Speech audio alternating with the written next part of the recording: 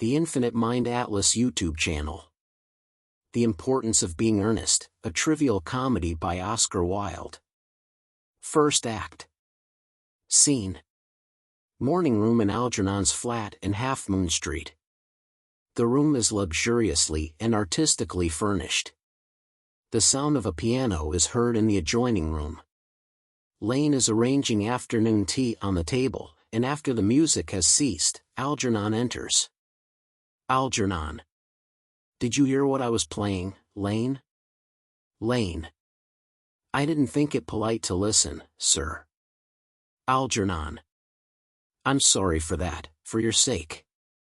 I don't play accurately, anyone can play accurately, but I play with wonderful expression. As far as the piano is concerned, sentiment is my forte. I keep science for life. Lane. Yes, sir. Algernon. And, speaking of the science of life, have you got the cucumber sandwiches cut for Lady Bracknell? Lane. Yes, sir. Hands them on a salver. Algernon. Inspects them, takes two, and sits down on the sofa. Oh. By the way, Lane, I see from your book that on Thursday night, when Lord Shoreman and Mr. Worthing were dining with me, 8 bottles of champagne are entered as having been consumed. Lane. Yes, sir, 8 bottles and a pint. Algernon. Why is it that at a bachelor's establishment the servants invariably drink the champagne? I ask merely for information. Lane. I attribute it to the superior quality of the wine, sir. I have often observed that in married households the champagne is rarely of a first-rate brand. Algernon. Good heavens! Is marriage so demoralizing as that? Lane. I believe it is a very pleasant state, sir. I have had very little experience of it myself up to the present. I have only been married once. That was in consequence of a misunderstanding between myself and a young person. Algernon. Languidly. I don't know that I am much interested in your family life, Lane. Lane. No, sir, it is not a very interesting subject. I never think of it myself. Algernon. Very natural, I am sure. That will do, Lane, thank you. Lane. Thank you, sir. Lane goes out. Algernon. Lane's views on marriage seem somewhat lax. Really, if the lower orders don't set us a good example, what on earth is the use of them? They seem, as a class, to have absolutely no sense of moral responsibility. Enter Lane. Lane. Mr. Ernest Worthing. Enter Jack. Lane goes out. Algernon. How are you, my dear Ernest? What brings you up to town? Jack. Oh, pleasure, pleasure. What else should bring one anywhere? Eating as usual, I see, Algy. Algernon. Stiffly. I believe it is customary in good society to take some slight refreshment at 5 o'clock. Where have you been since last Thursday? Jack. Sitting down on the sofa. In the country. Algernon. What on earth do you do there? Jack. Pulling off his gloves. When one is in town one amuses oneself. When one is in the country one amuses other people. It is excessively boring. Algernon. And who are the people you amuse? Jack. Airily. Oh, neighbors, neighbors. Algernon. Got nice neighbors in your part of Shropshire? Jack. Perfectly horrid. Never speak to one of them. Algernon. How immensely you must amuse them. Goes over and takes sandwich. By the way, Shropshire is your county, is it not? Jack. Shropshire? Yes, of course. Hello. Why all these cups? Why cucumber sandwiches? Why such reckless extravagance in one so young? Who is coming to tea? Algernon. Oh. Merely Aunt Augusta and Gwendolen. Jack. How perfectly delightful. Algernon. Yes, that is all very well, but I am afraid Aunt Augusta won't quite approve of your being here. Jack. May I ask why? Algernon. My dear fellow, the way you flirt with Gwendolen is perfectly disgraceful. It is almost as bad as the way Gwendolen flirts with you. Jack. I am in love with Gwendolen. I have come up to town expressly to propose to her. Algernon. I thought you had come up for pleasure. I call that business. Jack. How utterly unromantic you are. Algernon. I really don't see anything romantic in proposing. It is very romantic to be in love. But there is nothing romantic about a definite proposal. Why, one may be accepted. One usually is, I believe. Then the excitement is all over. The very essence of romance is uncertainty. If ever I get married, I'll certainly try to forget the fact. Jack. I have no doubt about that, dear Algy. The divorce court was specially invented for people whose memories are so curiously constituted. Algernon. Oh. There's no use speculating on that subject. Divorces are made in heaven. Jack puts out his hand to take a sandwich. Algernon at once interferes. Please don't touch the cucumber sandwiches. They are ordered specially for Aunt Augusta. Takes one and eats it. Jack. Well, you have been eating them all the time. Algernon.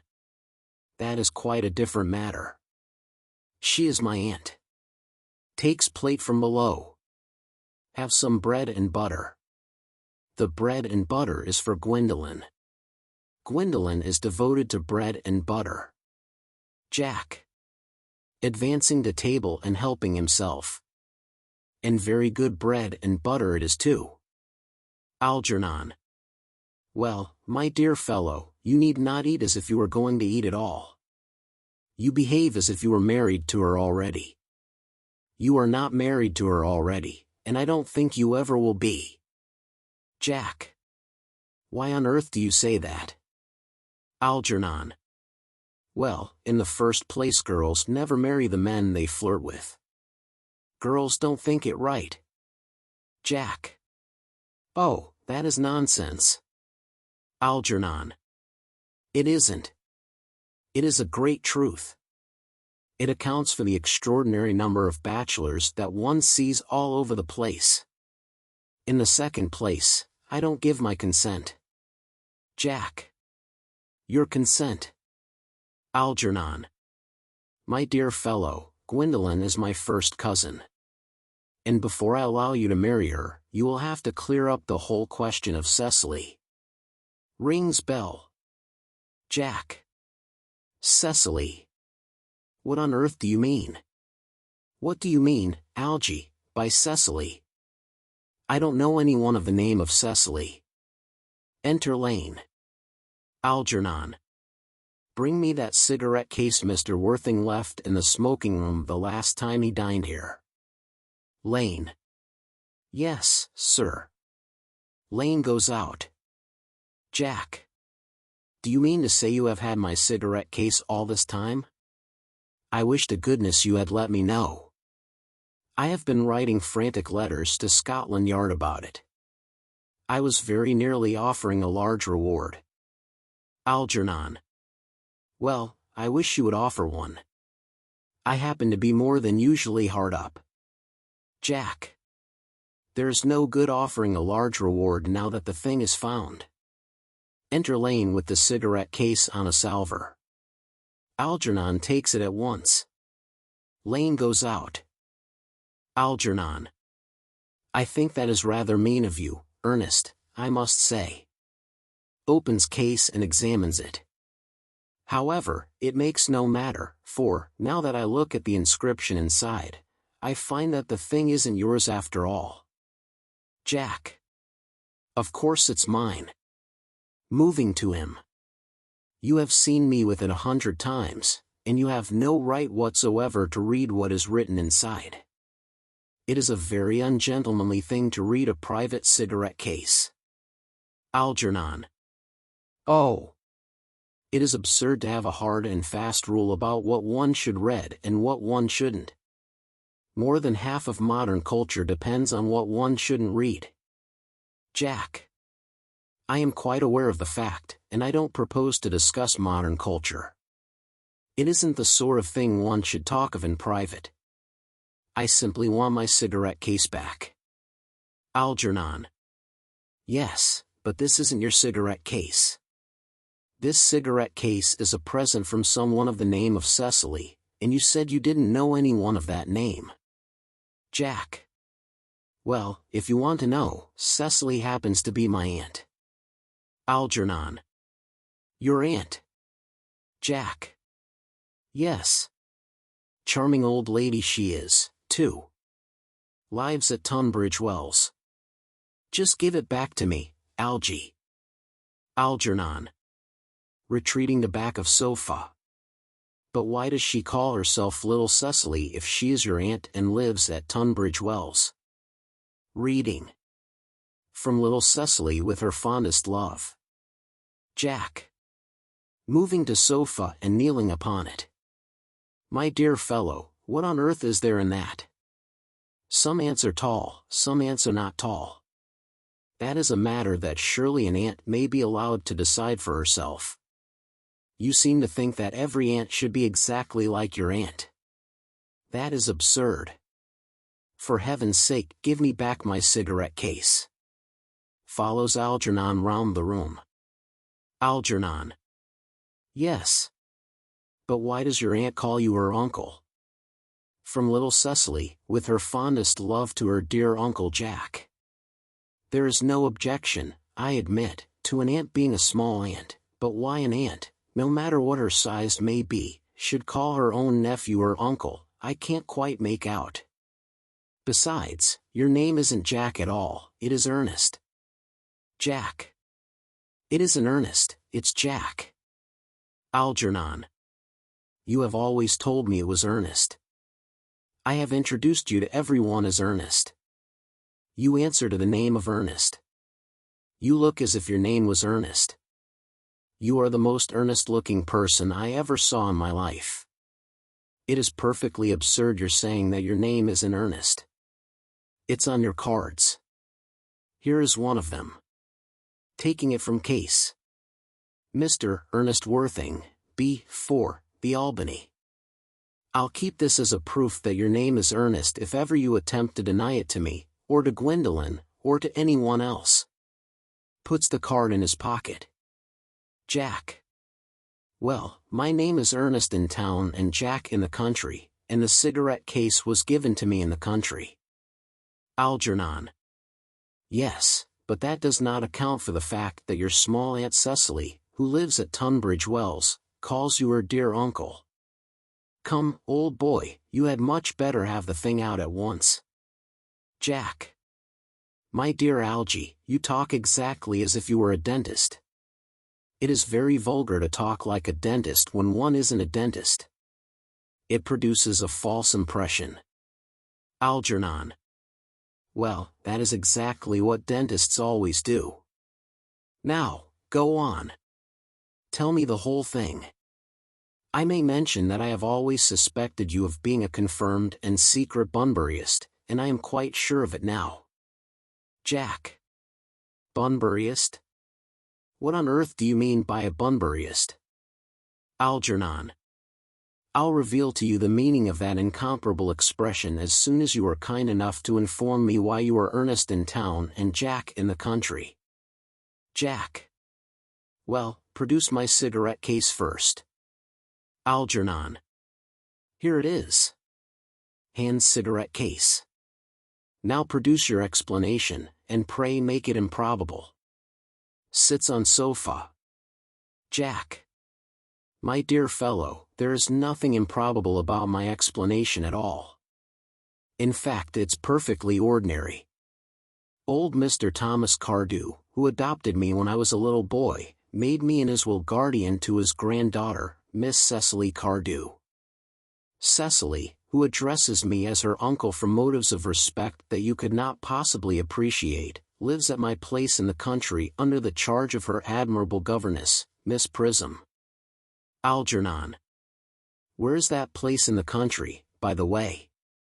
Jack. That is nothing to you, dear boy. You are not going to be invited. I may tell you candidly that the place is not in Shropshire. Algernon. I suspected that, my dear fellow. I have bunburied all over Shropshire on 2 separate occasions. Now, go on. Why are you Ernest in town and Jack in the country? Jack. My dear Algy, I don't know whether you will be able to understand my real motives. You are hardly serious enough. When one is placed in the position of guardian, one has to adopt a very high moral tone on all subjects. It's one's duty to do so. And as a high moral tone can hardly be said to conduce very much to either one's health or one's happiness, in order to get up to town I have always pretended to have a younger brother of the name of Ernest, who lives in the Albany, and gets into the most dreadful scrapes. That, my dear Algy, is the whole truth pure and simple. Algernon. The truth is rarely pure and never simple. Modern life would be very tedious if it were either, and modern literature a complete impossibility. Jack. That wouldn't be at all a bad thing. Algernon. Literary criticism is not your forte, my dear fellow. Don't try it. You should leave that to people who haven't been at a university. They do it so well in the daily papers. What you really are is a bunburyist. I was quite right in saying you were a bunburyist. You are one of the most advanced bunburyists I know. Jack. What on earth do you mean? Algernon. You have invented a very useful younger brother called Ernest, in order that you may be able to come up to town as often as you like.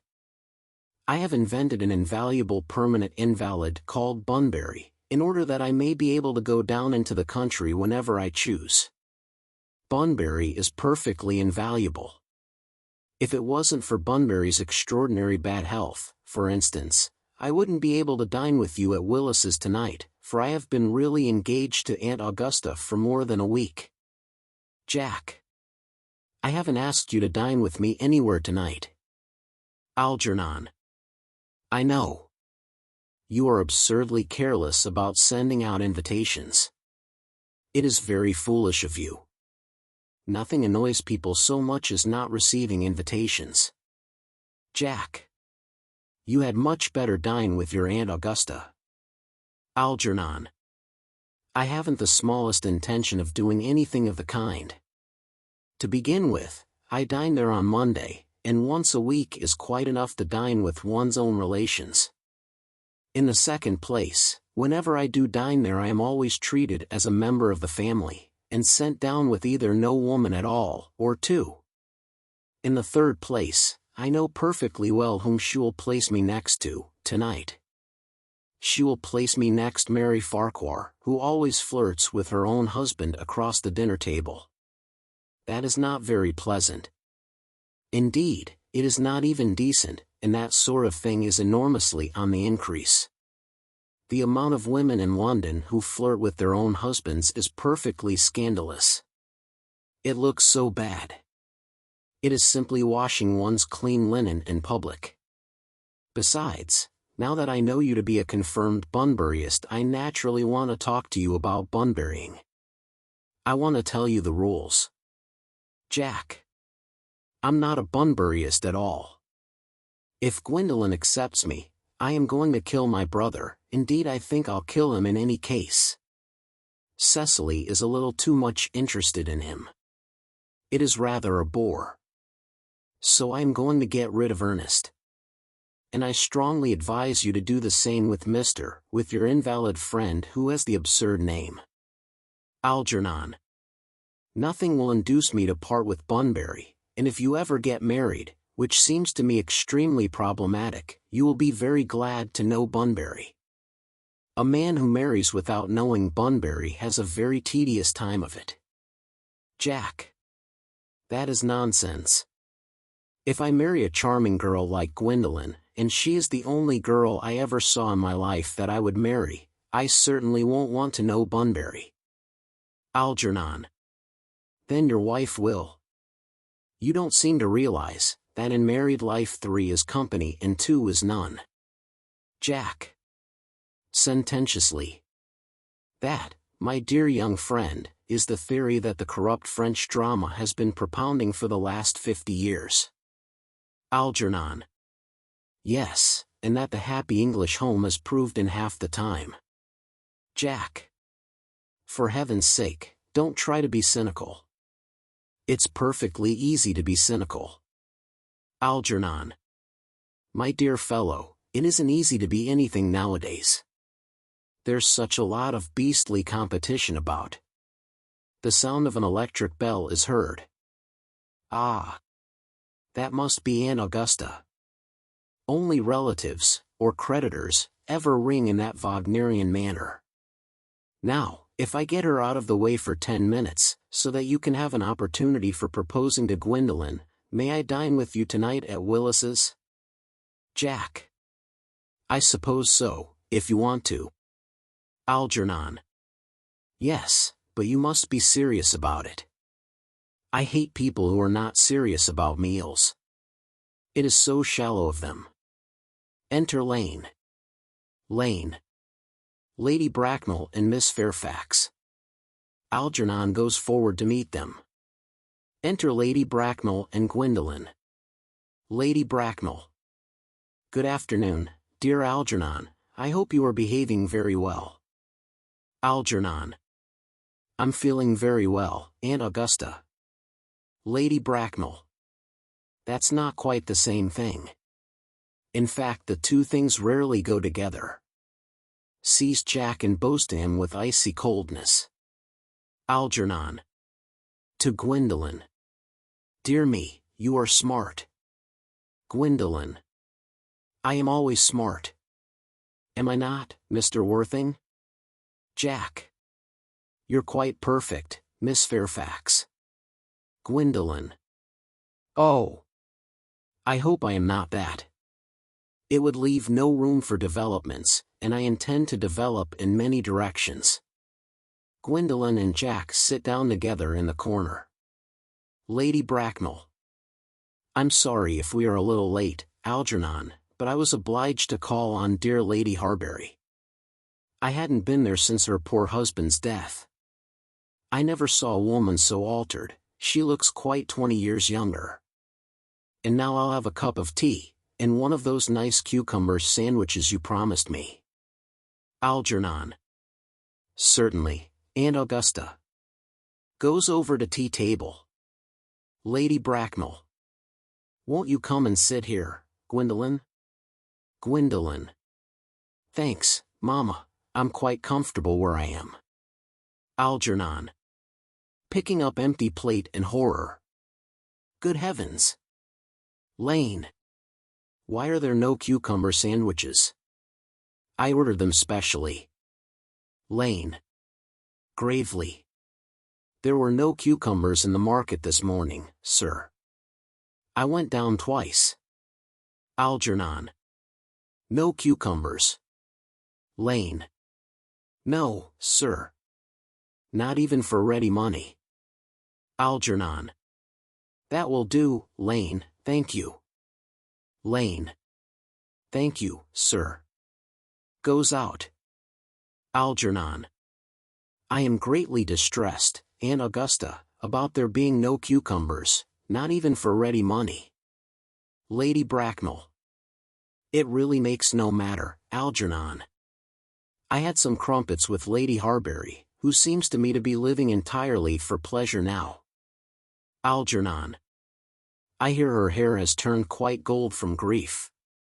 Lady Bracknell. It certainly has changed its color. From what cause I, of course, cannot say. Algernon crosses and hands tea. Thank you. I've quite a treat for you tonight, Algernon. I am going to send you down with Mary Farquhar. She is such a nice woman, and so attentive to her husband. It's delightful to watch them. Algernon. I am afraid, Aunt Augusta, I shall have to give up the pleasure of dining with you tonight after all. Lady Bracknell. Frowning. I hope not, Algernon. It would put my table completely out. Your uncle would have to dine upstairs. Fortunately, he is accustomed to that. Algernon.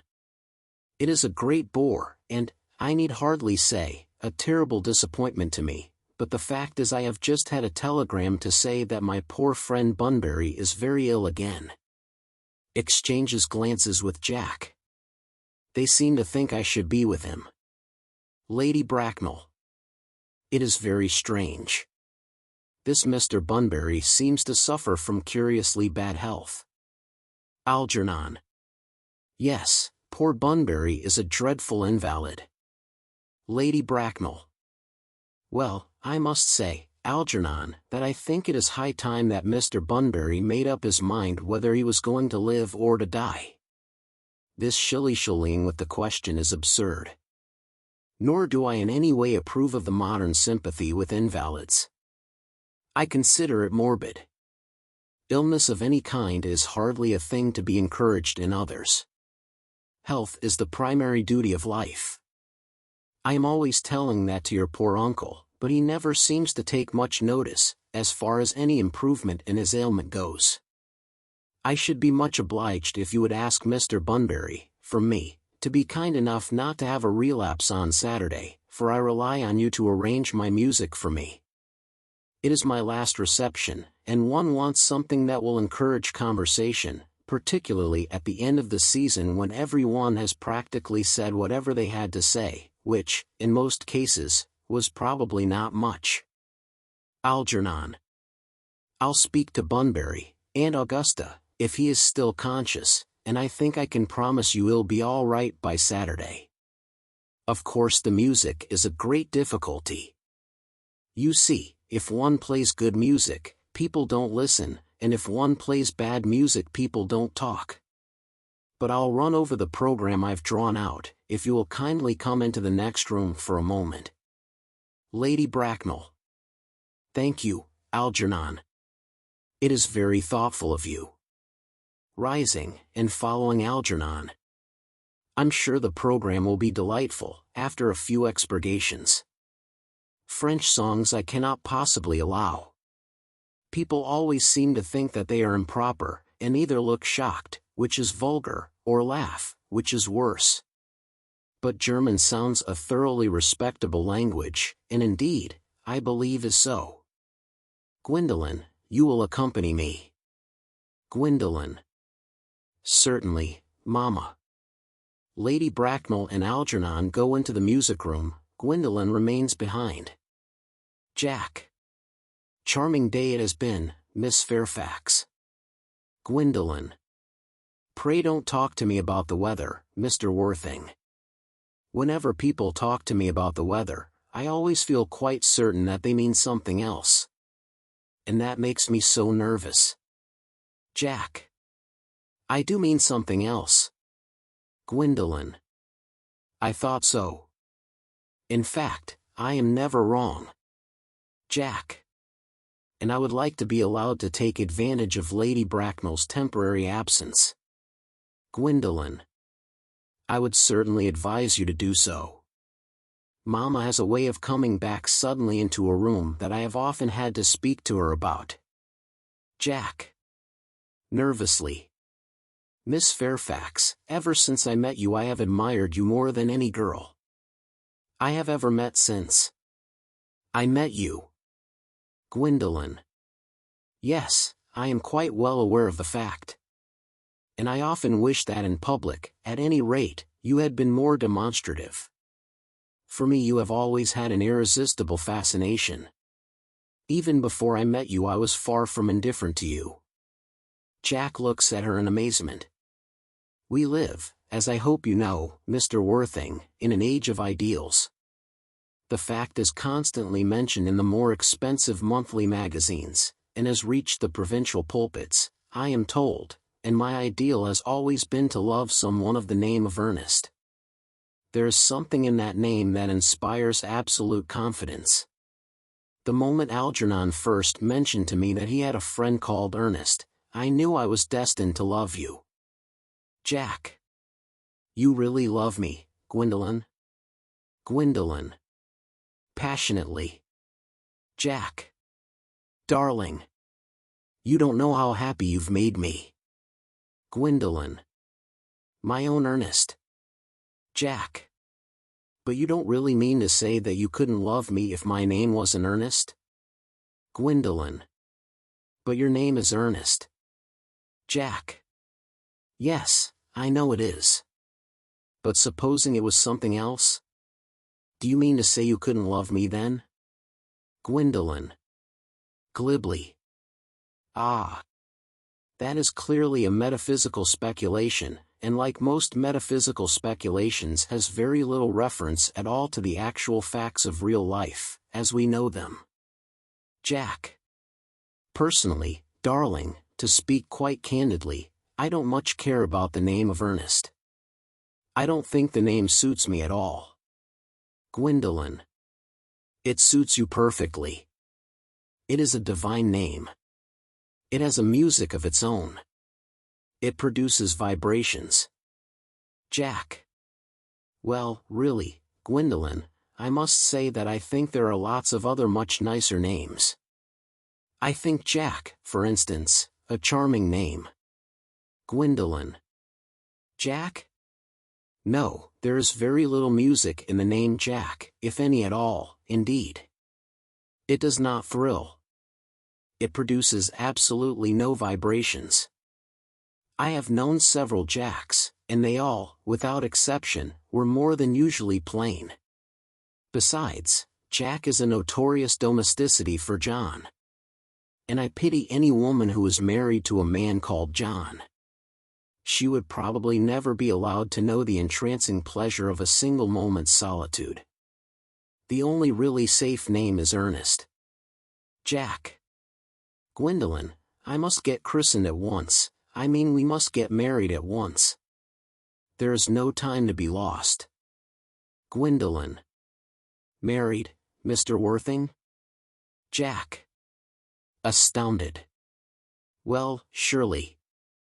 You know that I love you, and you led me to believe, Miss Fairfax, that you were not absolutely indifferent to me.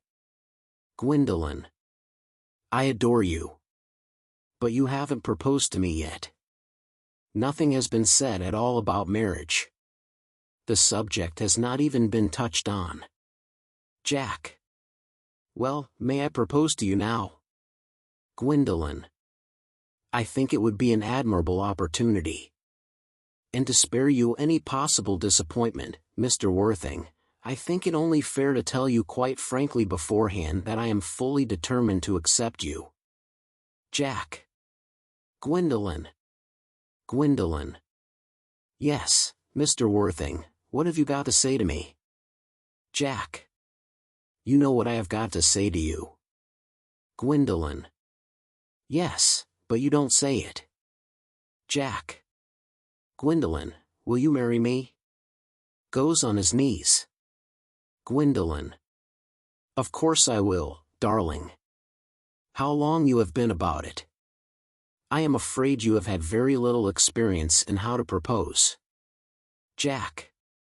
My own one, I have never loved anyone in the world but you. Gwendolen. Yes, but men often propose for practice. I know my brother Gerald does. All my girlfriends tell me so. What wonderfully blue eyes you have, Ernest. They are quite blue. I hope you will always look at me just like that, especially when there are other people present. Enter Lady Bracknell. Lady Bracknell. Mr. Worthing. Rise, sir, from this semi-recumbent posture. It is most indecorous. Gwendolen. Mama. He tries to rise, she restrains him. I must beg you to retire. This is no place for you. Besides, Mr. Worthing has not quite finished yet. Lady Bracknell. Finished what, may I ask? Gwendolen. I am engaged to Mr. Worthing, Mama. They rise together. Lady Bracknell. Pardon me, you are not engaged to anyone. When you do become engaged to someone, I, or your father, should his health permit him, will inform you of the fact. An engagement should come on a young girl as a surprise, pleasant or unpleasant, as the case may be. It is hardly a matter that she could be allowed to arrange for herself. And now I have a few questions to put to you, Mr. Worthing. While I am making these inquiries, you, Gwendolen, will wait for me below in the carriage. Gwendolen. Reproachfully. Mama. Lady Bracknell. In the carriage, Gwendolen. Gwendolen goes to the door. She and Jack blow kisses to each other behind Lady Bracknell's back. Lady Bracknell looks vaguely about as if she could not understand what the noise was. Finally turns round. Gwendolen, the carriage. Gwendolen. Yes, Mama. Goes out, looking back at Jack. Lady Bracknell. Sitting down. You can take a seat, Mr. Worthing. Looks in her pocket for notebook and pencil. Jack. Thank you, Lady Bracknell, I prefer standing. Lady Bracknell. Pencil and notebook in hand. I feel bound to tell you that you are not down on my list of eligible young men, although I have the same list as the dear Duchess of Bolton has. We work together, in fact. However, I am quite ready to enter your name, should your answers be what a really affectionate mother requires. Do you smoke? Jack. Well, yes, I must admit I smoke. Lady Bracknell. I am glad to hear it. A man should always have an occupation of some kind. There are far too many idle men in London as it is. How old are you? Jack. 29. Lady Bracknell. A very good age to be married at. I have always been of opinion that a man who desires to get married should know either everything or nothing. Which do you know? Jack. After some hesitation. I know nothing, Lady Bracknell. Lady Bracknell. I am pleased to hear it. I do not approve of anything that tampers with natural ignorance. Ignorance is like a delicate exotic fruit, touch it and the bloom is gone. The whole theory of modern education is radically unsound. Fortunately in England, at any rate, education produces no effect whatsoever. If it did, it would prove a serious danger to the upper classes, and probably lead to acts of violence in Grosvenor Square. What is your income? Jack. Between 7,000 and 8,000 a year. Lady Bracknell. Makes a note in her book. In land, or in investments? Jack. In investments, chiefly. Lady Bracknell. That is satisfactory. What between the duties expected of one during one's lifetime, and the duties exacted from one after one's death, land has ceased to be either a profit or a pleasure. It gives one position, and prevents one from keeping it up. That's all that can be said about land. Jack. I have a country house with some land, of course, attached to it, about 1,500 acres, I believe, but I don't depend on that for my real income. In fact, as far as I can make out, the poachers are the only people who make anything out of it. Lady Bracknell. A country house. How many bedrooms? Well, that point can be cleared up afterwards. You have a townhouse, I hope? A girl with a simple, unspoiled nature, like Gwendolen, could hardly be expected to reside in the country. Jack. Well, I own a house in Belgrave Square, but it is let by the year to Lady Bloxham. Of course, I can get it back whenever I like, at 6 months' notice. Lady Bracknell. Lady Bloxham? I don't know her. Jack. Oh, she goes about very little. She is a lady considerably advanced in years. Lady Bracknell. Ah, nowadays that is no guarantee of respectability of character. What number in Belgrave Square? Jack. 149. Lady Bracknell. Shaking her head. The unfashionable side. I thought there was something. However, that could easily be altered. Jack. Do you mean the fashion, or the side? Lady Bracknell. Sternly. Both, if necessary, I presume. What are your politics? Jack. Well, I am afraid I really have none. I am a liberal unionist. Lady Bracknell. Oh, they count as Tories. They dine with us. Or come in the evening, at any rate. Now to minor matters. Are your parents living? Jack. I have lost both my parents. Lady Bracknell. To lose one parent, Mr. Worthing, may be regarded as a misfortune. To lose both looks like carelessness. Who was your father? He was evidently a man of some wealth. Was he born in what the radical papers call the purple of commerce, or did he rise from the ranks of the aristocracy? Jack. I am afraid I really don't know. The fact is, Lady Bracknell, I said I had lost my parents. It would be nearer the truth to say that my parents seem to have lost me. I don't actually know who I am by birth. I was found.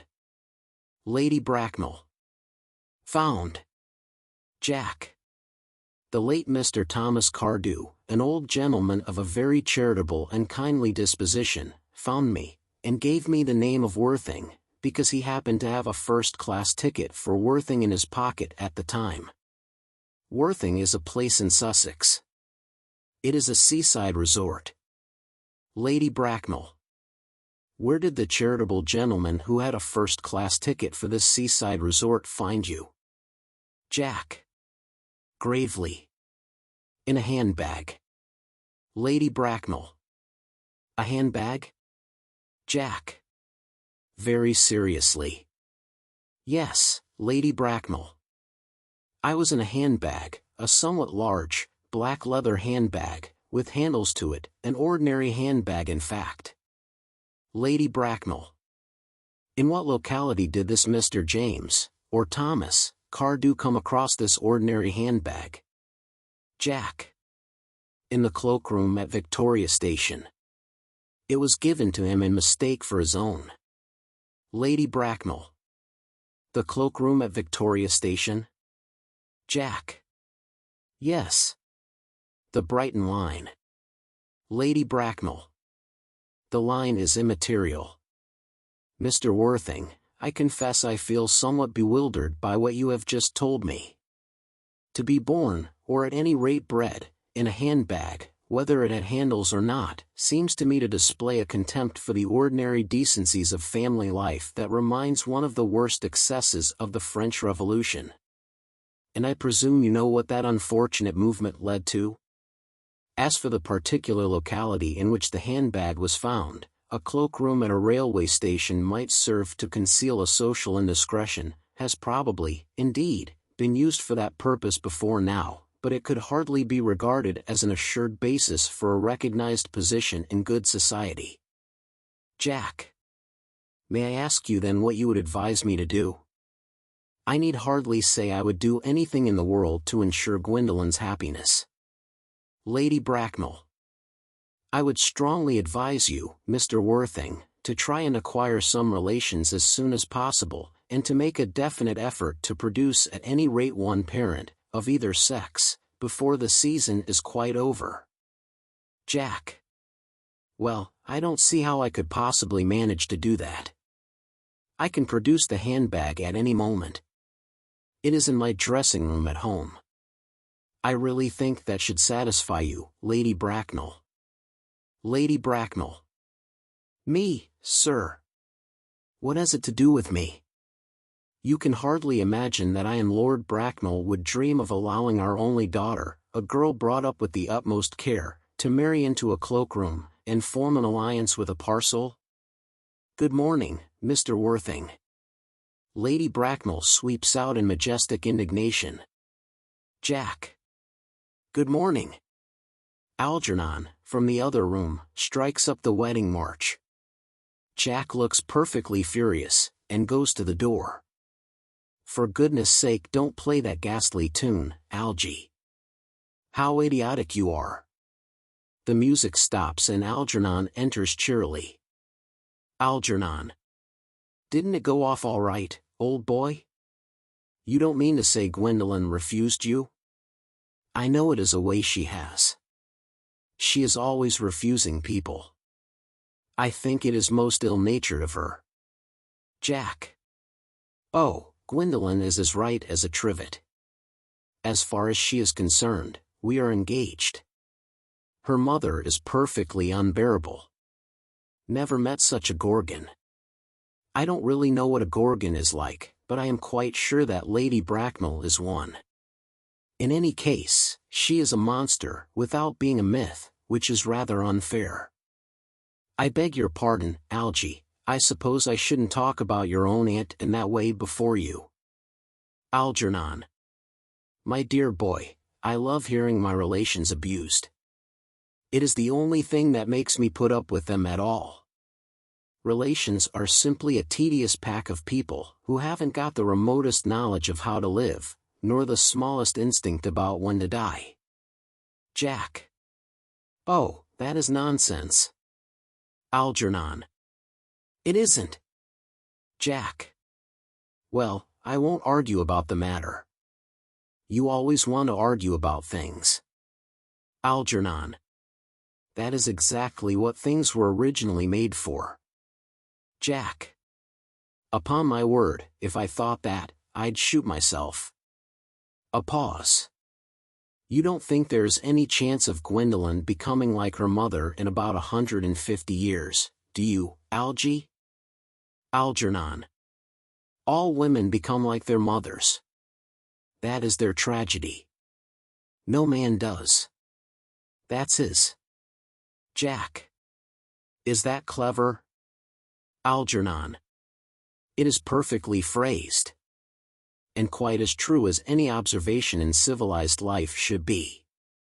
Jack. I am sick to death of cleverness. Everybody is clever nowadays. You can't go anywhere without meeting clever people. The thing has become an absolute public nuisance. I wish to goodness we had a few fools left. Algernon. We have. Jack. I should extremely like to meet them. What do they talk about? Algernon. The fools? Oh. About the clever people, of course. Jack. What fools? Algernon. By the way, did you tell Gwendolen the truth about your being Ernest in town, and Jack in the country? Jack. In a very patronizing manner. My dear fellow, the truth isn't quite the sort of thing one tells to a nice, sweet, refined girl. What extraordinary ideas you have about the way to behave to a woman. Algernon. The only way to behave to a woman is to make love to her, if she is pretty, and to someone else, if she is plain. Jack. Oh, that is nonsense. Algernon. What about your brother? What about the profligate Ernest? Jack. Oh, before the end of the week I shall have got rid of him. I'll say he died in Paris of apoplexy. Lots of people die of apoplexy, quite suddenly, don't they? Algernon. Yes, but it's hereditary, my dear fellow. It's a sort of thing that runs in families. You had much better say a severe chill. Jack. You are sure a severe chill isn't hereditary, or anything of that kind? Algernon. Of course it isn't. Jack. Very well, then. My poor brother Ernest is carried off suddenly, in Paris, by a severe chill. That gets rid of him. Algernon. But I thought you said that Miss Cardew was a little too much interested in your poor brother Ernest? Won't she feel his loss a good deal? Jack. Oh, that is all right. Cecily is not a silly romantic girl, I am glad to say.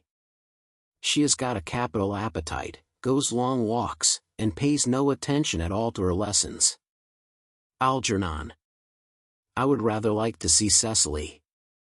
Jack. I will take very good care you never do. She is excessively pretty, and she is only just 18. Algernon. Have you told Gwendolen yet that you have an excessively pretty ward who is only just 18? Jack. Oh. One doesn't blurt these things out to people. Cecily and Gwendolen are perfectly certain to be extremely great friends. I'll bet you anything you like that half an hour after they have met, they will be calling each other sister. Algernon. Women only do that when they have called each other a lot of other things first. Now, my dear boy, if we want to get a good table at Willis's, we really must go and dress. Do you know it is nearly 7? Jack. Irritably.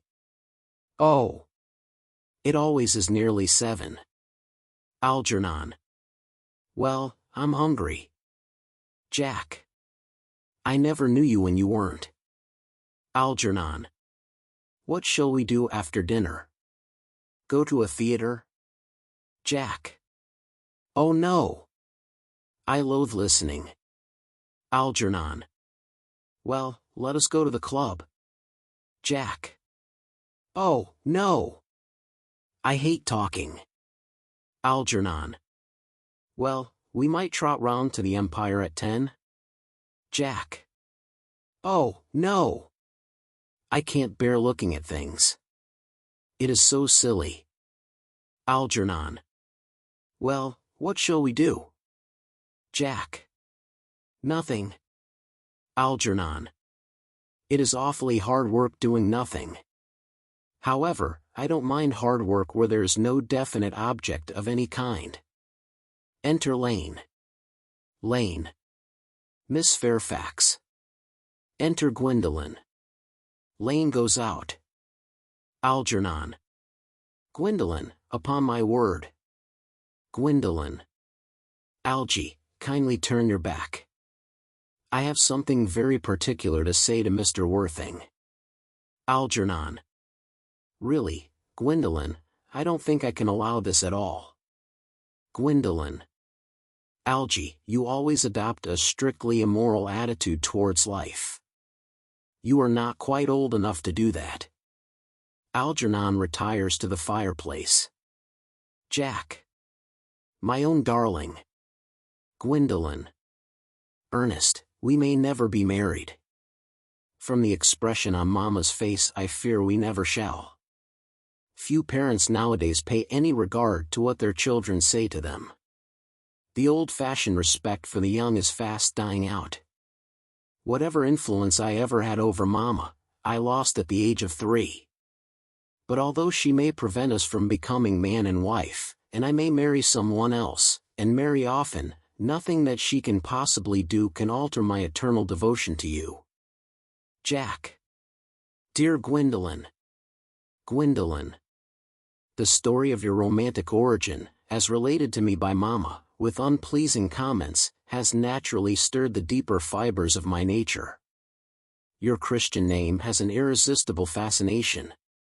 The simplicity of your character makes you exquisitely incomprehensible to me. Your town address at the Albany I have. What is your address in the country? Jack. The Manor House, Woolton, Hertfordshire. Algernon, who has been carefully listening, smiles to himself, and writes the address on his shirt cuff. Then picks up the railway guide. Gwendolen. There is a good postal service, I suppose. It may be necessary to do something desperate. That of course will require serious consideration. I will communicate with you daily. Jack. My own one. Gwendolen. How long do you remain in town? Jack. Till Monday. Gwendolen.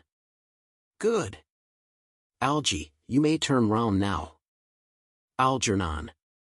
Thanks, I've turned round already. Gwendolen. You may also ring the bell. Jack. You will let me see you to your carriage, my own darling? Gwendolen.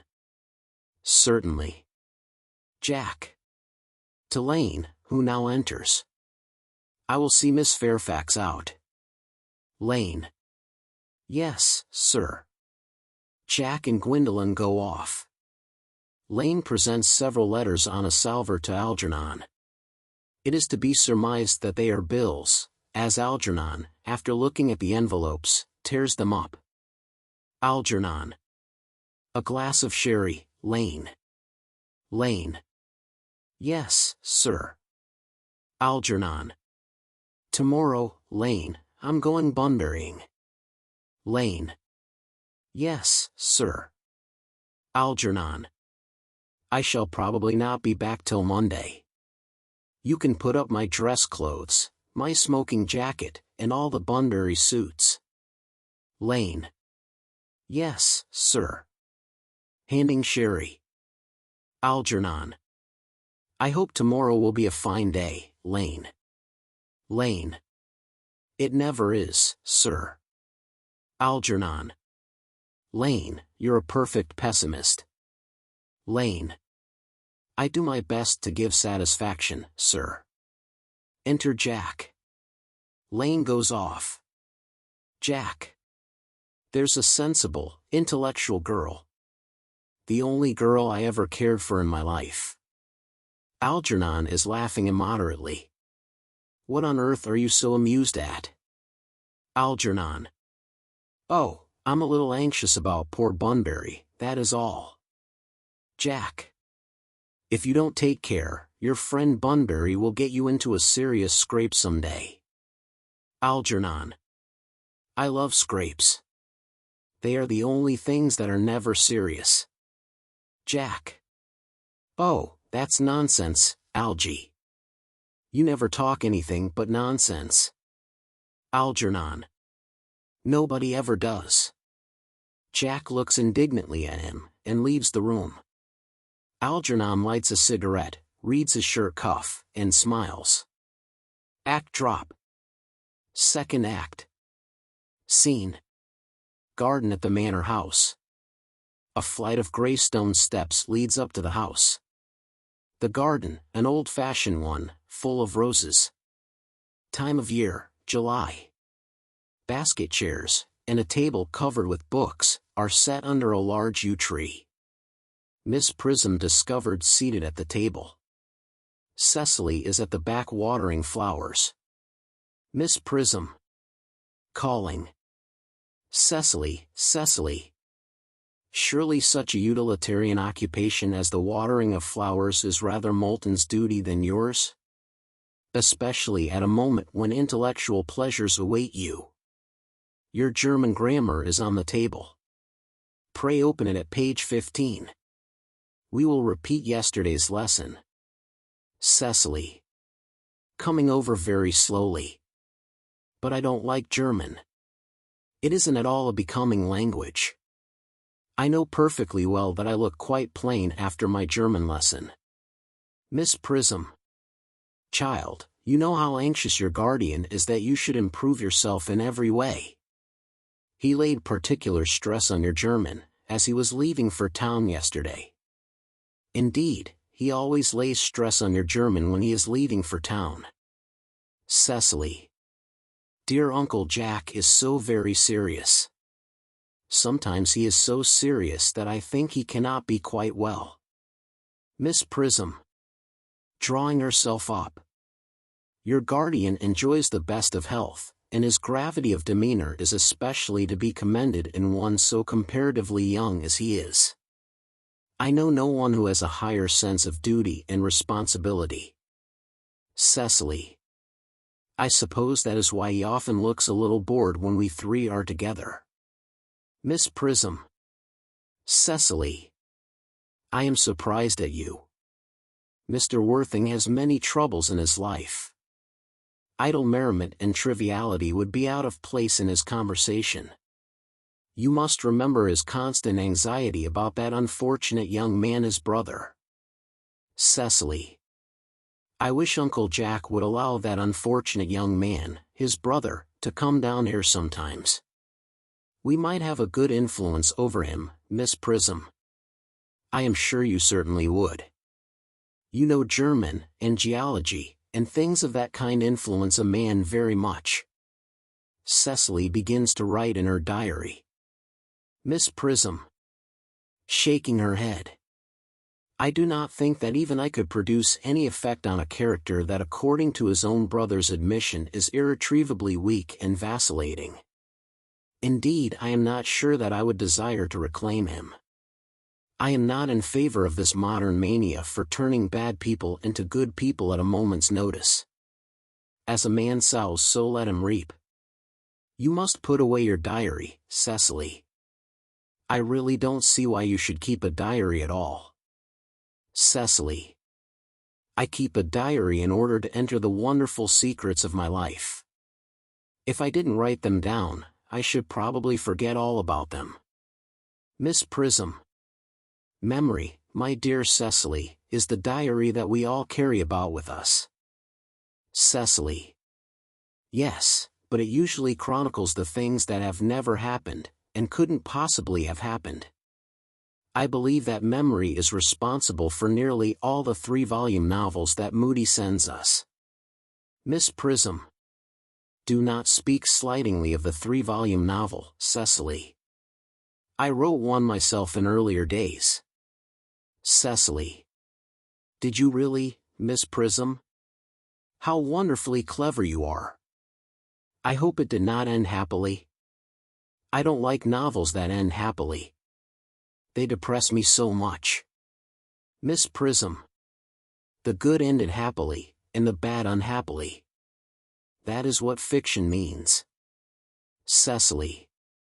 I suppose so. But it seems very unfair. And was your novel ever published? Miss Prism. Alas. No. The manuscript unfortunately was abandoned. Cecily starts. I use the word in the sense of lost or mislaid. To your work, child, these speculations are profitless. Cecily. Smiling. But I see dear Dr. Chasuble coming up through the garden. Miss Prism. Rising and advancing. Dr. Chasuble. This is indeed a pleasure. Enter Canon Chasuble. Chasuble. And how are we this morning?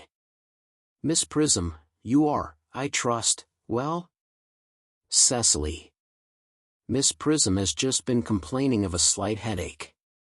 I think it would do her so much good to have a short stroll with you in the park, Dr. Chasuble. Miss Prism. Cecily, I have not mentioned anything about a headache. Cecily. No, dear Miss Prism, I know that, but I felt instinctively that you had a headache. Indeed, I was thinking about that, and not about my German lesson, when the rector came in. Chasuble. I hope, Cecily, you are not inattentive. Cecily. Oh, I am afraid I am. Chasuble. That is strange. Were I fortunate enough to be Miss Prism's pupil, I would hang upon her lips. Miss Prism glares.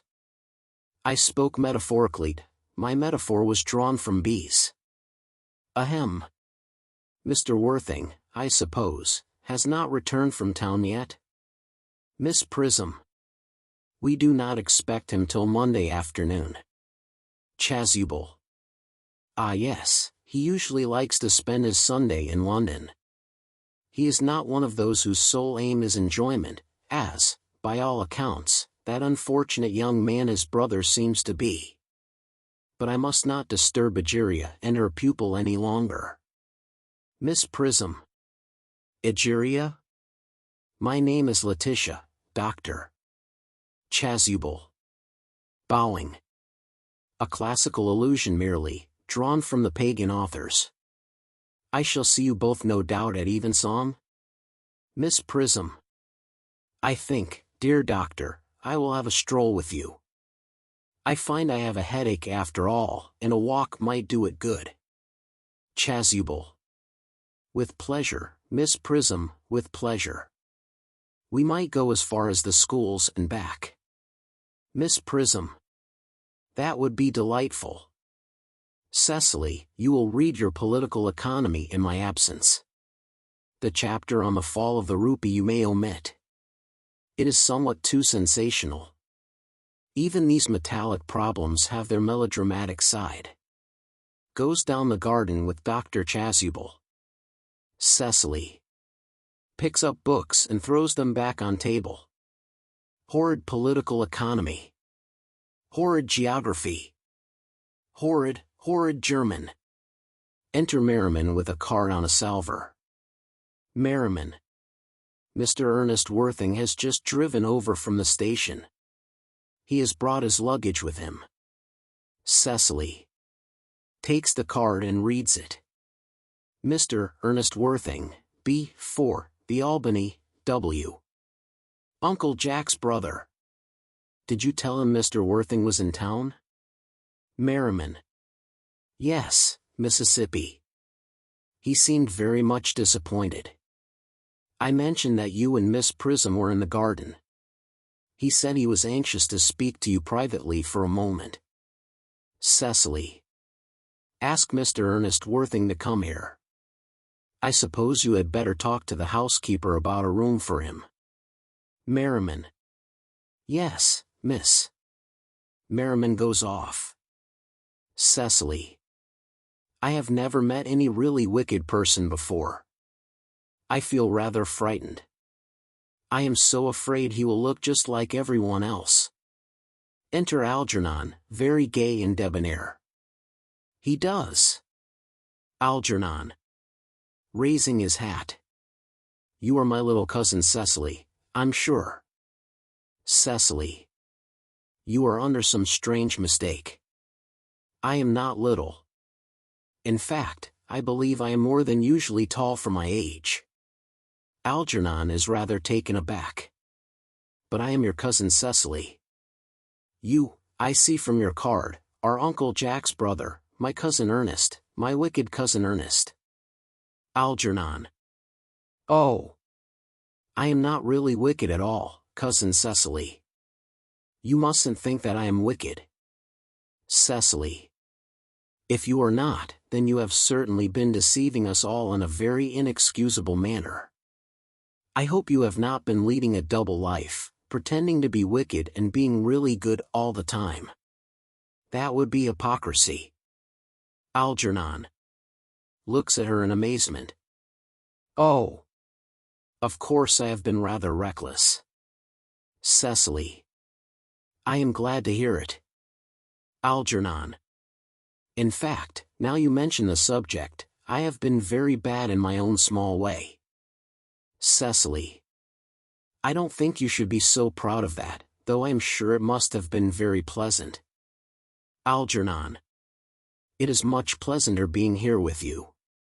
Cecily. I can't understand how you are here at all.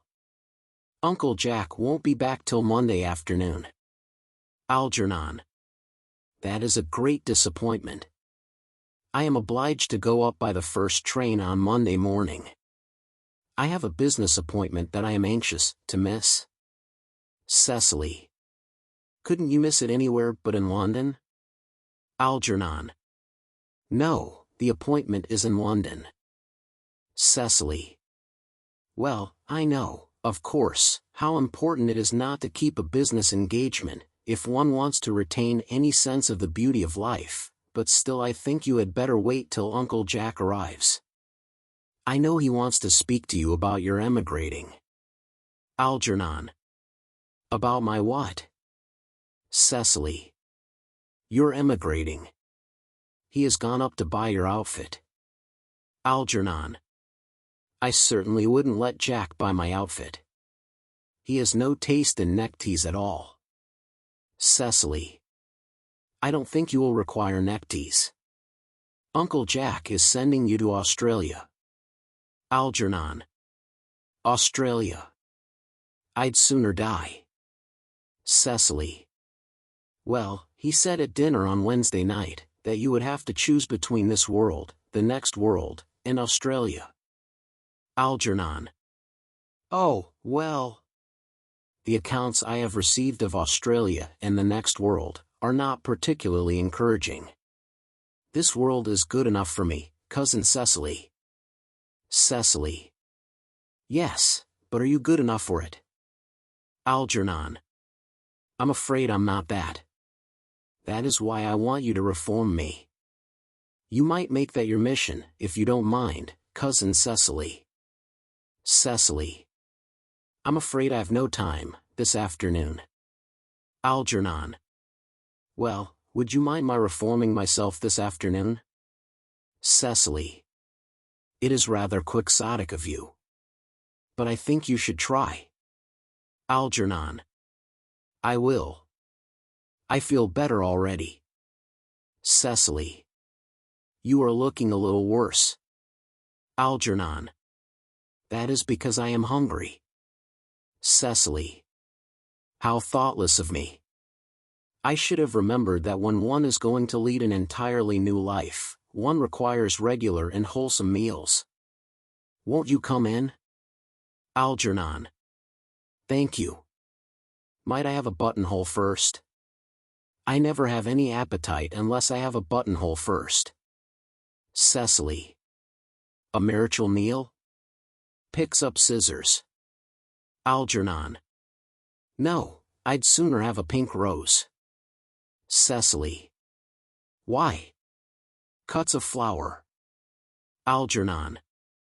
Because you are like a pink rose, Cousin Cecily. Cecily. I don't think it can be right for you to talk to me like that. Miss Prism never says such things to me. Algernon.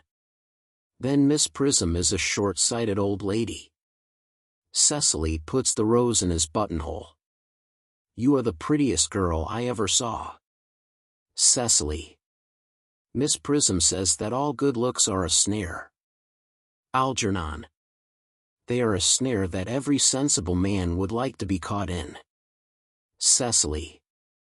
Oh, I don't think I would care to catch a sensible man. I shouldn't know what to talk to him about. They pass into the house. Miss Prism and Dr. Chasuble return. Miss Prism. You are too much alone, dear Dr. Chasuble. You should get married. A misanthrope I can understand, a womanthrope, never. Chasuble. With a scholar's shudder. Believe me, I do not deserve so neologistic a phrase. The precept as well as the practice of the primitive church was distinctly against matrimony. Miss Prism. Sententiously. That is obviously the reason why the primitive church has not lasted up to the present day. And you do not seem to realize, dear doctor, that by persistently remaining single, a man converts himself into a permanent public temptation. Men should be more careful, this very celibacy leads weaker vessels astray. Chasuble. But is a man not equally attractive when married? Miss Prism. No married man is ever attractive except to his wife. Chasuble. And often, I've been told, not even to her. Miss Prism. That depends on the intellectual sympathies of the woman. Maturity can always be depended on.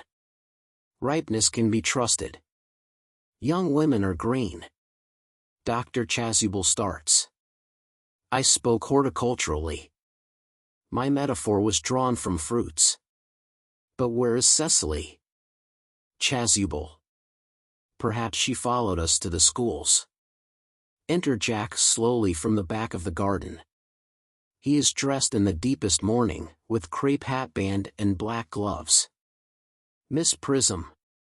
Mr. Worthing. Chasuble. Mr. Worthing? Miss Prism. This is indeed a surprise. We did not look for you till Monday afternoon. Jack. Shakes Miss Prism's hand in a tragic manner. I have returned sooner than I expected. Dr. Chasuble, I hope you are well. Chasuble. Dear Mr. Worthing, I trust this garb of woe does not betoken some terrible calamity. Jack. My brother. Miss Prism. More shameful debts and extravagance? Chasuble. Still leading his life of pleasure? Jack. Shaking his head. Dead. Chasuble. Your brother Ernest dead? Jack. Quite dead. Miss Prism. What a lesson for him. I trust he will profit by it. Chasuble. Mr. Worthing, I offer you my sincere condolence. You have at least the consolation of knowing that you are always the most generous and forgiving of brothers. Jack. Poor Ernest. He had many faults, but it is a sad, sad blow. Chasuble. Very sad indeed. Were you with him at the end? Jack. No. He died abroad, in Paris, in fact. I had a telegram last night from the manager of the Grand Hotel. Chasuble. Was the cause of death mentioned? Jack. A severe chill, it seems. Miss Prism. As a man sows, so shall he reap. Chasuble. Raising his hand. Charity, dear Miss Prism, charity. None of us are perfect. I myself am peculiarly susceptible to drafts. Will the interment take place here? Jack. No. He seems to have expressed a desire to be buried in Paris. Chasuble. In Paris. Shakes his head. I fear that hardly points to any very serious state of mind at the last. You would no doubt wish me to make some slight allusion to this tragic domestic affliction next Sunday. Jack presses his hand convulsively. My sermon on the meaning of the manna in the wilderness can be adapted to almost any occasion, joyful, or, as in the present case, distressing. All sigh.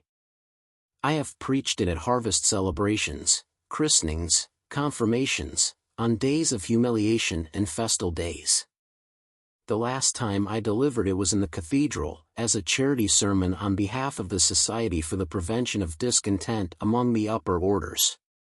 The bishop, who was present, was much struck by some of the analogies I drew. Jack. Ah. That reminds me, you mentioned christenings, I think, Dr. Chasuble? I suppose you know how to christen all right? Dr. Chasuble looks astounded. I mean, of course, you are continually christening, aren't you? Miss Prism.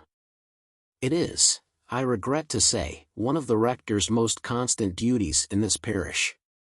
I have often spoken to the poorer classes on the subject. But they don't seem to know what thrift is. Chasuble. But is there any particular infant in whom you are interested, Mr. Worthing? Your brother was, I believe, unmarried, was he not? Jack. Oh yes. Miss Prism. Bitterly. People who live entirely for pleasure usually are. Jack. But it is not for any child, dear doctor. I am very fond of children. No. The fact is, I would like to be christened myself, this afternoon, if you have nothing better to do. Chasuble. But surely, Mr. Worthing, you have been christened already? Jack. I don't remember anything about it. Chasuble. But have you any grave doubts on the subject? Jack. I certainly intend to have. Of course I don't know if the thing would bother you in any way, or if you think I am a little too old now. Chasuble. Not at all. The sprinkling, and, indeed, the immersion of adults is a perfectly canonical practice. Jack. Immersion. Chasuble. You need have no apprehensions. Sprinkling is all that is necessary, or indeed I think advisable. Our weather is so changeable. At what hour would you wish the ceremony performed? Jack. Oh, I might trot round about 5 if that would suit you. Chasuble. Perfectly, perfectly. In fact, I have 2 similar ceremonies to perform at that time. A case of twins that occurred recently in one of the outlying cottages on your own estate. Poor Jenkins the carter, a most hard-working man. Jack. Oh. I don't see much fun in being christened along with other babies. It would be childish. Would 5:30 do? Chasuble. Admirably. Admirably. Takes out watch. And now, dear Mr. Worthing, I will not intrude any longer into a house of sorrow. I would merely beg you not to be too much bowed down by grief. What seem to us bitter trials are often blessings in disguise. Miss Prism. This seems to me a blessing of an extremely obvious kind. Enter Cecily from the house. Cecily. Uncle Jack. Oh, I am pleased to see you back. But what horrid clothes you have got on. Do go and change them. Miss Prism. Cecily. Chasuble. My child. My child. Cecily goes towards Jack. He kisses her brow in a melancholy manner.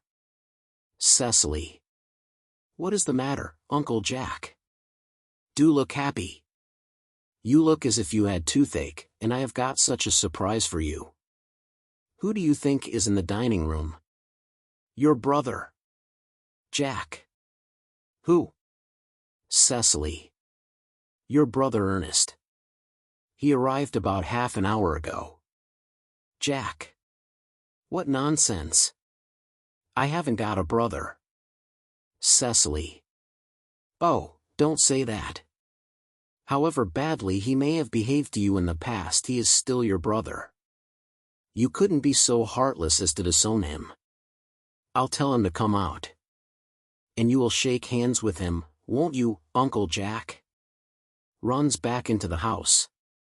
Chasuble. These are very joyful tidings. Miss Prism. After we had all been resigned to his loss, his sudden return seems to me peculiarly distressing. Jack. My brother is in the dining room? I don't know what it all means. I think it is perfectly absurd.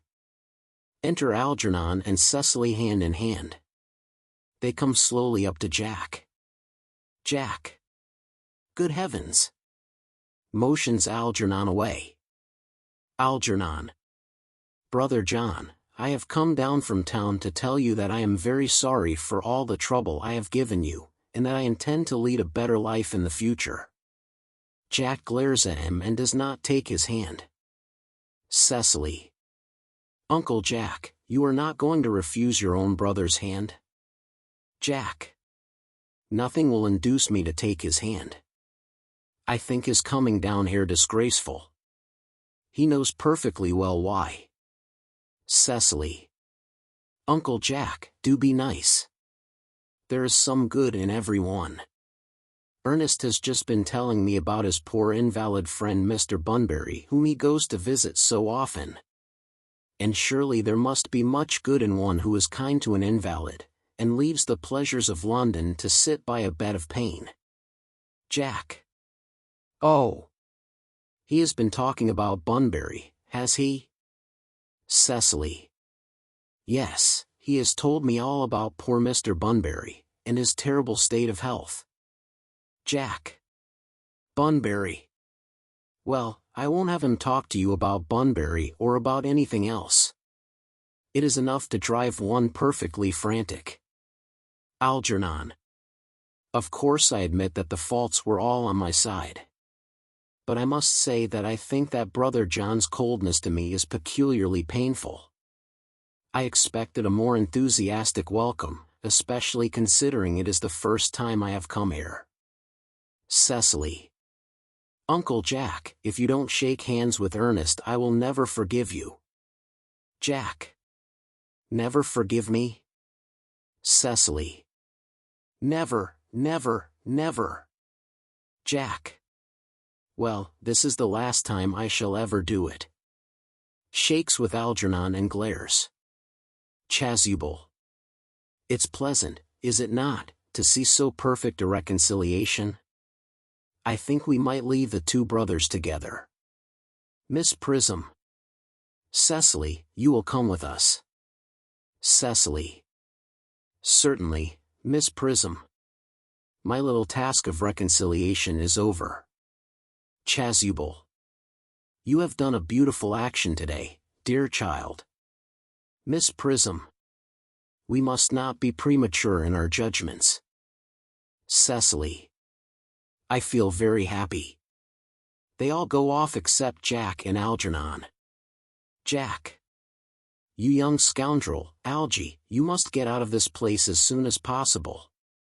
I don't allow any Bunburying here. Enter Merriman. Merriman. I have put Mr. Ernest's things in the room next to yours, sir. I suppose that is all right? Jack. What? Merriman. Mr. Ernest's luggage, sir. I have unpacked it and put it in the room next to your own. Jack. His luggage? Merriman. Yes, sir.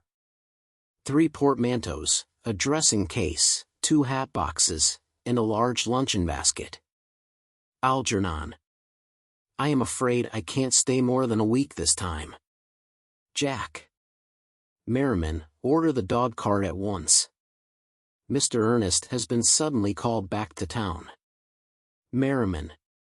Yes, sir. Goes back into the house. Algernon. What a fearful liar you are, Jack. I have not been called back to town at all. Jack. Yes, you have. Algernon. I haven't heard anyone call me. Jack. Your duty as a gentleman calls you back. Algernon. My duty as a gentleman has never interfered with my pleasures in the smallest degree. Jack. I can quite understand that. Algernon. Well, Cecily is a darling. Jack. You are not to talk of Miss Cardew like that. I don't like it. Algernon. Well, I don't like your clothes. You look perfectly ridiculous in them. Why on earth don't you go up and change? It is perfectly childish to be in deep mourning for a man who is actually staying for a whole week with you in your house as a guest. I call it grotesque. Jack. You are certainly not staying with me for a whole week as a guest or anything else. You have got to leave, by the 4:05 train. Algernon. I certainly won't leave you so long as you are in mourning. It would be most unfriendly. If I were in mourning you would stay with me, I suppose. I should think it very unkind if you didn't. Jack. Well, will you go if I change my clothes? Algernon. Yes, if you are not too long. I never saw anybody take so long to dress, and with such little result. Jack. Well, at any rate, that is better than being always overdressed as you are. Algernon.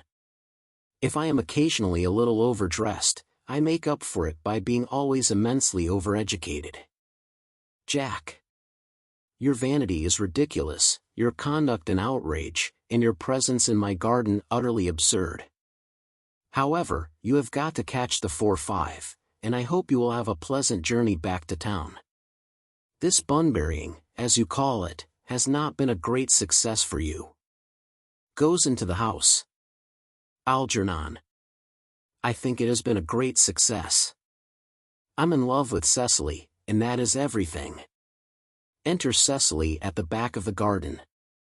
She picks up the can and begins to water the flowers. But I must see her before I go, and make arrangements for another Bunbury. Ah, there she is. Cecily. Oh, I merely came back to water the roses. I thought you were with Uncle Jack. Algernon. He's gone to order the dog cart for me. Cecily. Oh, is he going to take you for a nice drive? Algernon. He's going to send me away. Cecily. Then have we got to part? Algernon. I am afraid so. It's a very painful parting. Cecily. It is always painful to part from people whom one has known for a very brief space of time. The absence of old friends one can endure with equanimity. But even a momentary separation from anyone to whom one has just been introduced is almost unbearable. Algernon. Thank you. Enter Merriman. Merriman. The dog cart is at the door, sir. Algernon looks appealingly at Cecily. Cecily. It can wait, Merriman, for 5 minutes. Merriman. Yes, Mississippi, exit Merriman. Algernon. I hope, Cecily, I shall not offend you if I state quite frankly and openly that you seem to me to be in every way the visible personification of absolute perfection. Cecily. I think your frankness does you great credit, Ernest. If you will allow me, I will copy your remarks into my diary. Goes over to table and begins writing in diary. Algernon. Do you really keep a diary? I'd give anything to look at it. May I? Cecily. Oh no. Puts her hand over it. You see, it is simply a very young girl's record of her own thoughts and impressions, and consequently meant for publication. When it appears in volume form, I hope you will order a copy. But pray, Ernest, don't stop. I delight in taking down from dictation. I have reached absolute perfection. You can go on. I am quite ready for more. Algernon. Somewhat taken aback. Ahem. Ahem. Cecily. Oh, don't cough, Ernest. When one is dictating, one should speak fluently and not cough. Besides, I don't know how to spell a cough. Writes as Algernon speaks. Algernon. Speaking very rapidly. Cecily, ever since I first looked upon your wonderful and incomparable beauty, I have dared to love you wildly, passionately, devotedly, hopelessly. Cecily. I don't think that you should tell me that you love me wildly, passionately, devotedly, hopelessly. Hopelessly doesn't seem to make much sense, does it? Algernon. Cecily. Enter Merriman. Merriman. The dog cart is waiting, sir. Algernon. Tell it to come round next week, at the same hour. Merriman. Looks at Cecily, who makes no sign. Yes, sir. Merriman retires. Cecily. Uncle Jack would be very much annoyed if he knew you were staying until next week, at the same hour. Algernon. Oh, I don't care about Jack. I don't care for anybody in the whole world but you. I love you, Cecily. You will marry me, won't you? Cecily. You silly boy. Of course. Why, we have been engaged for the last 3 months. Algernon. For the last 3 months? Cecily. Yes, it will be exactly 3 months on Thursday. Algernon. But how did we become engaged? Cecily. Well, ever since dear Uncle Jack first confessed to us that he had a younger brother who was very wicked and bad, you of course have formed the chief topic of conversation between myself and Miss Prism. And of course a man who is much talked about is always very attractive. One feels there must be something in him, after all. I dare say it was foolish of me, but I fell in love with you, Ernest. Algernon. Darling. And when was the engagement actually settled? Cecily. On the 14th of February last. Worn out by your entire ignorance of my existence, I determined to end the matter one way or the other, and after a long struggle with myself I accepted you under this dear old tree here. The next day I bought this little ring in your name, and this is the little bangle with the true lover's knot I promised you always to wear. Algernon. Did I give you this? It's very pretty, isn't it? Cecily. Yes, you've wonderfully good taste, Ernest. It's the excuse I've always given for your leading such a bad life. And this is the box in which I keep all your dear letters. Kneels at table, opens box, and produces letters tied up with blue ribbon. Algernon. My letters. But, my own sweet Cecily, I have never written you any letters. Cecily. You need hardly remind me of that, Ernest. I remember only too well that I was forced to write your letters for you. I wrote always 3 times a week, and sometimes oftener. Algernon. Oh, do let me read them, Cecily. Cecily. Oh, I couldn't possibly. They would make you far too conceited. Replaces box. The 3 you wrote me after I had broken off the engagement are so beautiful, and so badly spelled, that even now I can hardly read them without crying a little. Algernon. But was our engagement ever broken off? Cecily. Of course it was. On the 22nd of last March. You can see the entry if you like. Show's diary. Today I broke off my engagement with Ernest. I feel it is better to do so. The weather still continues charming. Algernon. But why on earth did you break it off? What had I done? I had done nothing at all. Cecily, I am very much hurt indeed to hear you broke it off. Particularly when the weather was so charming. Cecily. It would hardly have been a really serious engagement if it hadn't been broken off at least once. But I forgave you before the week was out. Algernon. Crossing to her, and kneeling. What a perfect angel you are, Cecily. Cecily. You dear romantic boy. He kisses her, she puts her fingers through his hair. I hope your hair curls naturally, does it? Algernon. Yes, darling, with a little help from others. Cecily. I am so glad. Algernon. You'll never break off our engagement again, Cecily? Cecily. I don't think I could break it off now that I have actually met you. Besides, of course, there is the question of your name. Algernon. Yes, of course. Nervously. Cecily. You must not laugh at me, darling, but it had always been a girlish dream of mine to love someone whose name was Ernest. Algernon rises, Cecily also. There is something in that name that seems to inspire absolute confidence. I pity any poor married woman whose husband is not called Ernest. Algernon. But, my dear child, do you mean to say you could not love me if I had some other name? Cecily. But what name? Algernon. Oh, any name you like, Algernon, for instance. Cecily. But I don't like the name of Algernon. Algernon.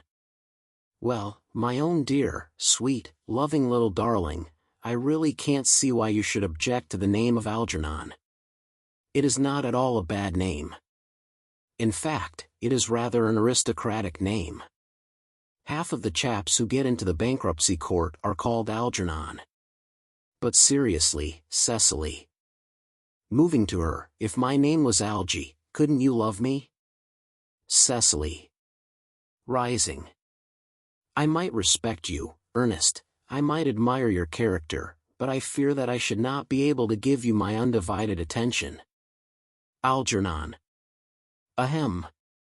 Cecily. Picking up hat. Your rector here is, I suppose, thoroughly experienced in the practice of all the rites and ceremonials of the church? Cecily. Oh, yes. Dr. Chasuble is a most learned man. He has never written a single book, so you can imagine how much he knows. Algernon. I must see him at once on a most important christening, I mean on most important business. Cecily. Oh. Algernon. I shan't be away more than half an hour. Cecily. Considering that we have been engaged since February the 14th, and that I only met you today for the first time, I think it is rather hard that you should leave me for so long a period as half an hour. Couldn't you make it 20 minutes? Algernon. I'll be back in no time. Kisses her and rushes down the garden. Cecily. What an impetuous boy he is. I like his hair so much. I must enter his proposal in my diary. Enter Merriman. Merriman. A Miss Fairfax has just called to see Mr. Worthing. On very important business, Miss Fairfax states. Cecily. Isn't Mr. Worthing in his library? Merriman. Mr. Worthing went over in the direction of the rectory some time ago. Cecily. Pray ask the lady to come out here, Mr. Worthing is sure to be back soon. And you can bring tea. Merriman. Yes, Mississippi, goes out. Cecily. Miss Fairfax. I suppose one of the many good elderly women who are associated with Uncle Jack and some of his philanthropic work in London. I don't quite like women who are interested in philanthropic work. I think it is so forward of them. Enter Merriman. Merriman. Miss Fairfax. Enter Gwendolen. Exit Merriman. Cecily. Advancing to meet her. Pray let me introduce myself to you. My name is Cecily Cardew. Gwendolen. Cecily Cardew? Moving to her and shaking hands. What a very sweet name. Something tells me that we are going to be great friends. I like you already more than I can say. My first impressions of people are never wrong. Cecily. How nice of you to like me so much after we have known each other such a comparatively short time.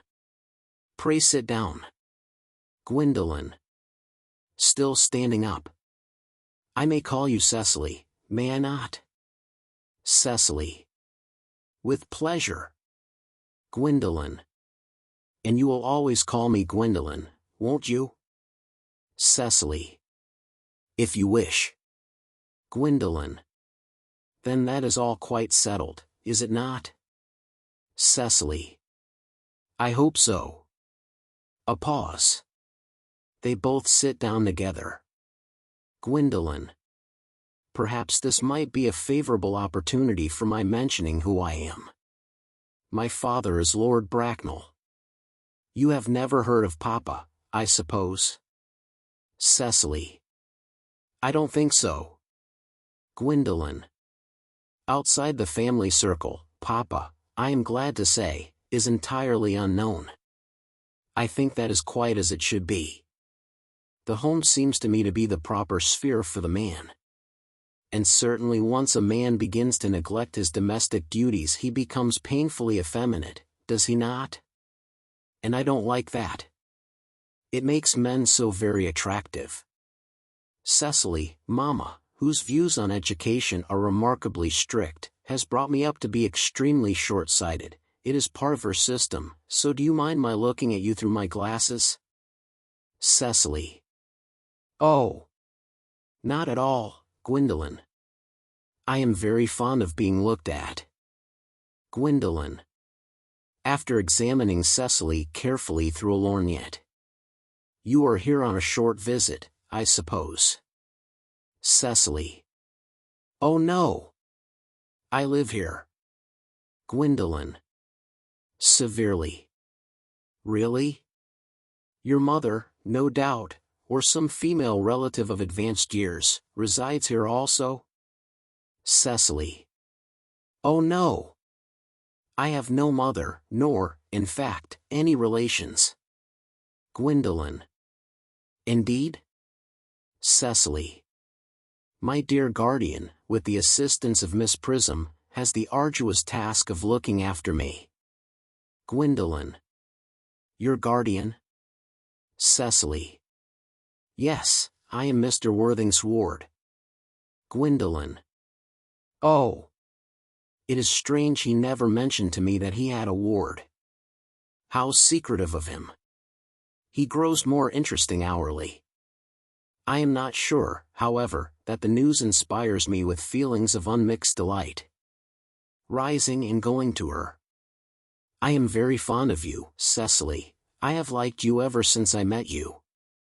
But I am bound to state that now that I know that you are Mr. Worthing's ward, I cannot help expressing a wish you were, well, just a little older than you seem to be, and not quite so very alluring in appearance. In fact, if I may speak candidly. Cecily. Pray do. I think that whenever one has anything unpleasant to say, one should always be quite candid. Gwendolen. Well, to speak with perfect candor, Cecily, I wish that you were fully 42, and more than usually plain for your age. Ernest has a strong upright nature. He is the very soul of truth and honor. Disloyalty would be as impossible to him as deception. But even men of the noblest possible moral character are extremely susceptible to the influence of the physical charms of others. Modern, no less than ancient history, supplies us with many most painful examples of what I refer to. If it were not so, indeed, history would be quite unreadable. Cecily. I beg your pardon, Gwendolen, did you say Ernest? Gwendolen. Yes. Cecily. Oh, but it is not Mr. Ernest Worthing who is my guardian. It is his brother, his elder brother. Gwendolen. Sitting down again. Ernest never mentioned to me that he had a brother. Cecily. I am sorry to say they have not been on good terms for a long time. Gwendolen. Ah. That accounts for it. And now that I think of it, I have never heard any man mention his brother. The subject seems distasteful to most men. Cecily, you have lifted a load from my mind. I was growing almost anxious. It would have been terrible if any cloud had come across a friendship like ours, would it not? Of course you are quite sure that it is not Mr. Ernest Worthing who is your guardian. Cecily. Quite sure. A pause. In fact, I am going to be his. Gwendolen. Inquiringly. I beg your pardon? Cecily.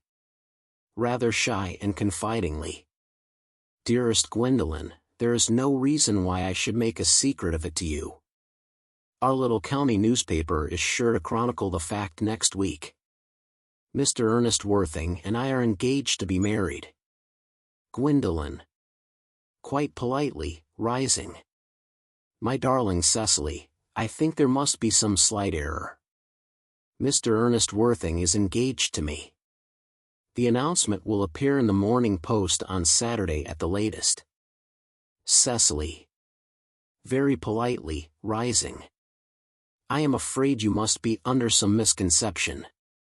Ernest proposed to me exactly 10 minutes ago. Shows diary. Gwendolen. Examines diary through her lorgnette carefully. It is certainly very curious, for he asked me to be his wife yesterday afternoon at 5:30. If you would care to verify the incident, pray do so. Produces diary of her own. I never travel without my diary. One should always have something sensational to read in the train. I am so sorry, dear Cecily, if it is any disappointment to you, but I am afraid I have the prior claim. Cecily. It would distress me more than I can tell you, dear Gwendolen, if it caused you any mental or physical anguish, but I feel bound to point out that since Ernest proposed to you he clearly has changed his mind. Gwendolen. Meditatively. If the poor fellow has been entrapped into any foolish promise, I shall consider it my duty to rescue him at once, and with a firm hand. Cecily. Thoughtfully and sadly. Whatever unfortunate entanglement my dear boy may have got into, I will never reproach him with it after we are married. Gwendolen. Do you allude to me, Miss Cardew, as an entanglement? You are presumptuous. On an occasion of this kind it becomes more than a moral duty to speak one's mind. It becomes a pleasure. Cecily. Do you suggest, Miss Fairfax, that I entrapped Ernest into an engagement? How dare you? This is no time for wearing the shallow mask of manners. When I see a spade I call it a spade. Gwendolen. Satirically. I am glad to say that I have never seen a spade. It is obvious that our social spheres have been widely different. Enter Merriman, followed by the footman. He carries a salver, tablecloth, and plate stand. Cecily is about to retort. The presence of the servants exercises a restraining influence, under which both girls chafe. Merriman. Shall I lay tea here as usual, miss? Cecily. Sternly, in a calm voice. Yes, as usual. Merriman begins to clear table and lay cloth. A long pause. Cecily and Gwendolen glare at each other. Gwendolen. Are there many interesting walks in the vicinity, Miss Cardew? Cecily. Oh. Yes. A great many. From the top of one of the hills quite close one can see 5 counties. Gwendolen. 5 counties. I don't think I should like that. I hate crowds. Cecily. Sweetly. I suppose that is why you live in town? Gwendolen bites her lip and beats her foot nervously with her parasol. Gwendolen. Looking round. Quite a well-kept garden this is, Miss Cardew. Cecily. So glad you like it, Miss Fairfax. Gwendolen. I had no idea there were any flowers in the country. Cecily. Oh, flowers are as common here, Miss Fairfax, as people are in London. Gwendolen. Personally I cannot understand how anybody manages to exist in the country, if anybody who is anybody does. The country always bores me to death. Cecily. Ah. This is what the newspapers call agricultural depression, is it not? I believe the aristocracy are suffering very much from it just at present. It is almost an epidemic amongst them, I have been told. May I offer you some tea, Miss Fairfax? Gwendolen. With elaborate politeness. Thank you. Aside. Detestable girl. But I require tea. Cecily. Sweetly. Sugar? Gwendolen. Superciliously. No, thank you. Sugar is not fashionable anymore. Cecily looks angrily at her, takes up the tongs and puts 4 lumps of sugar into the cup. Cecily. Severely. Cake or bread and butter? Gwendolen. In a bored manner. Bread and butter, please. Cake is rarely seen at the best houses nowadays. Cecily. cuts a very large slice of cake, and puts it on the tray. Hand that to Miss Fairfax. Merriman does so, and goes out with footman. Gwendolen drinks the tea and makes a grimace. Puts down cup at once, reaches out her hand to the bread and butter, looks at it, and finds it is cake. Rises in indignation. Gwendolen. You have filled my tea with lumps of sugar, and though I asked most distinctly for bread and butter, you have given me cake. I am known for the gentleness of my disposition, and the extraordinary sweetness of my nature, but I warn you, Miss Cardew, you may go too far. Cecily. Rising. To save my poor, innocent, trusting boy from the machinations of any other girl there are no lengths to which I would not go. Gwendolen. From the moment I saw you I distrusted you. I felt that you were false and deceitful. I am never deceived in such matters. My first impressions of people are invariably right. Cecily. It seems to me, Miss Fairfax, that I am trespassing on your valuable time. No doubt you have many other calls of a similar character to make in the neighborhood. Enter Jack. Gwendolen. Catching sight of him. Ernest. My own Ernest. Jack. Gwendolen. Darling. Offers to kiss her. Gwendolen. Draws back. A moment. May I ask if you are engaged to be married to this young lady? Points to Cecily. Jack. Laughing. To dear little Cecily. Of course not. What could have put such an idea into your pretty little head? Gwendolen. Thank you. You may. Offers her cheek. Cecily. Very sweetly. I knew there must be some misunderstanding, Miss Fairfax. The gentleman whose arm is at present round your waist is my guardian, Mr. John Worthing. Gwendolen. I beg your pardon. Cecily. This is Uncle Jack. Gwendolen. Receding. Jack. Oh. Enter Algernon. Cecily. Here is Ernest. Algernon. Goes straight over to Cecily without noticing anyone else. My own love. Offers to kiss her. Cecily.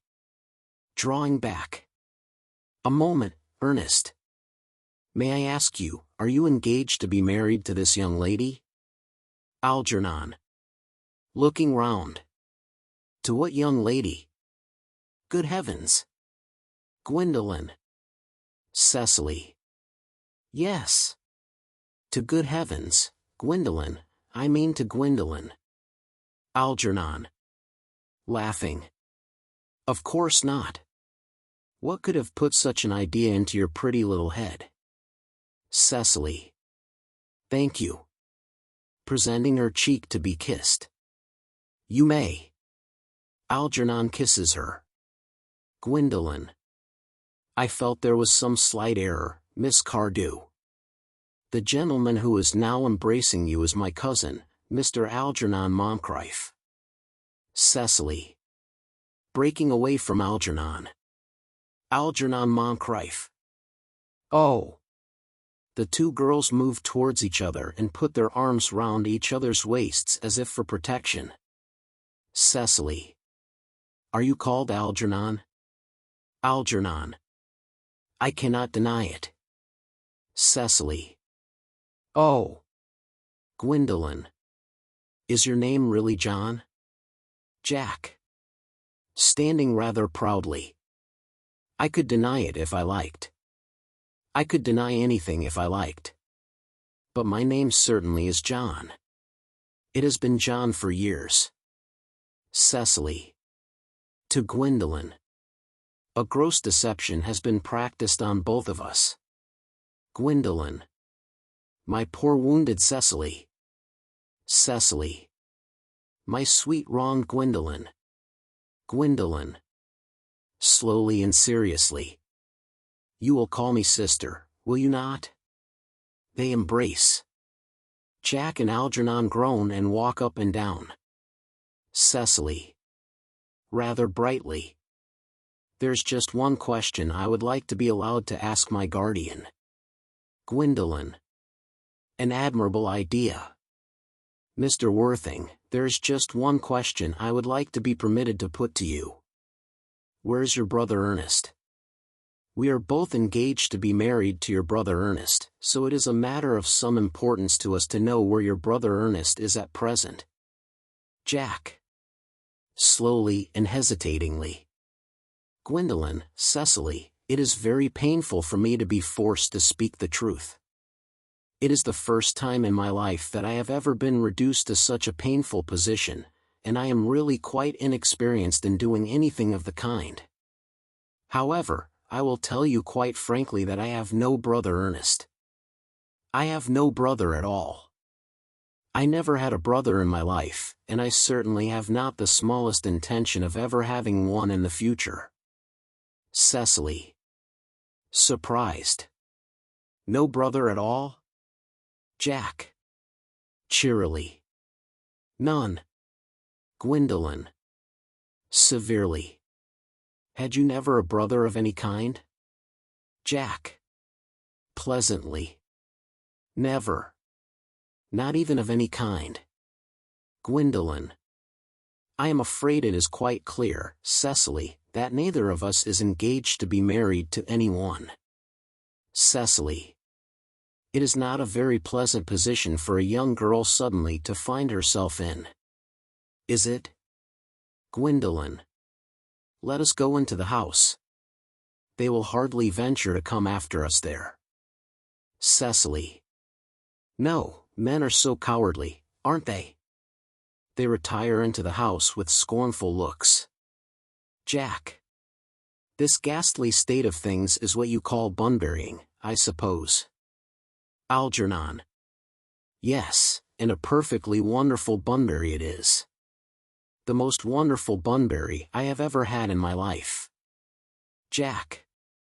Well, you've no right whatsoever to bunbury here. Algernon. That is absurd. One has a right to bunbury anywhere one chooses. Every serious bunburyist knows that. Jack. Serious bunburyist. Good heavens. Algernon.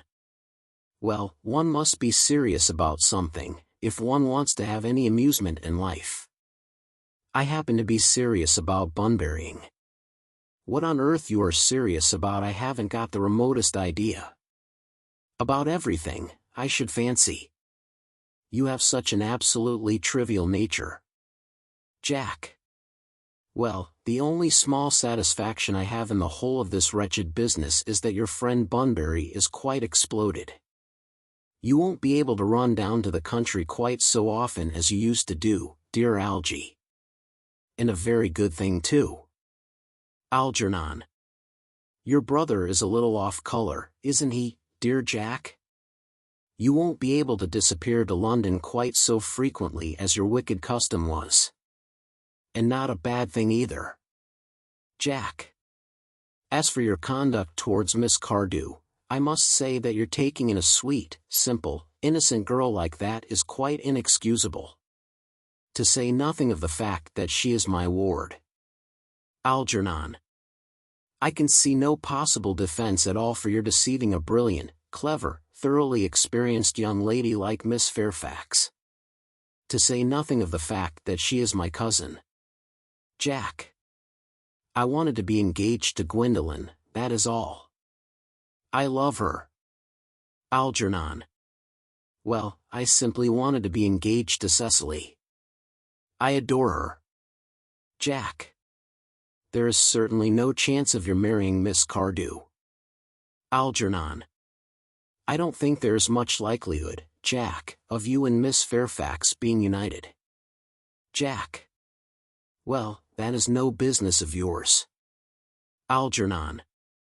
If it was my business, I wouldn't talk about it. Begins to eat muffins. It is very vulgar to talk about one's business.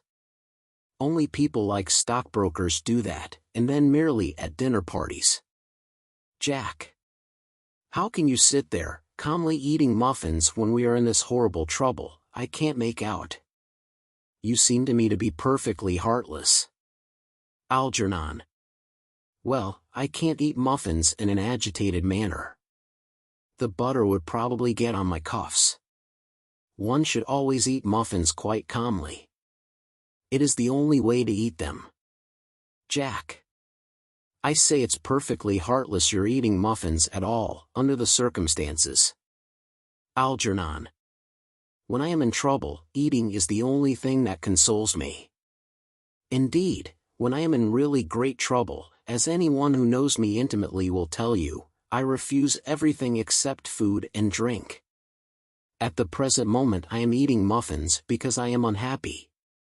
Besides, I am particularly fond of muffins. Rising.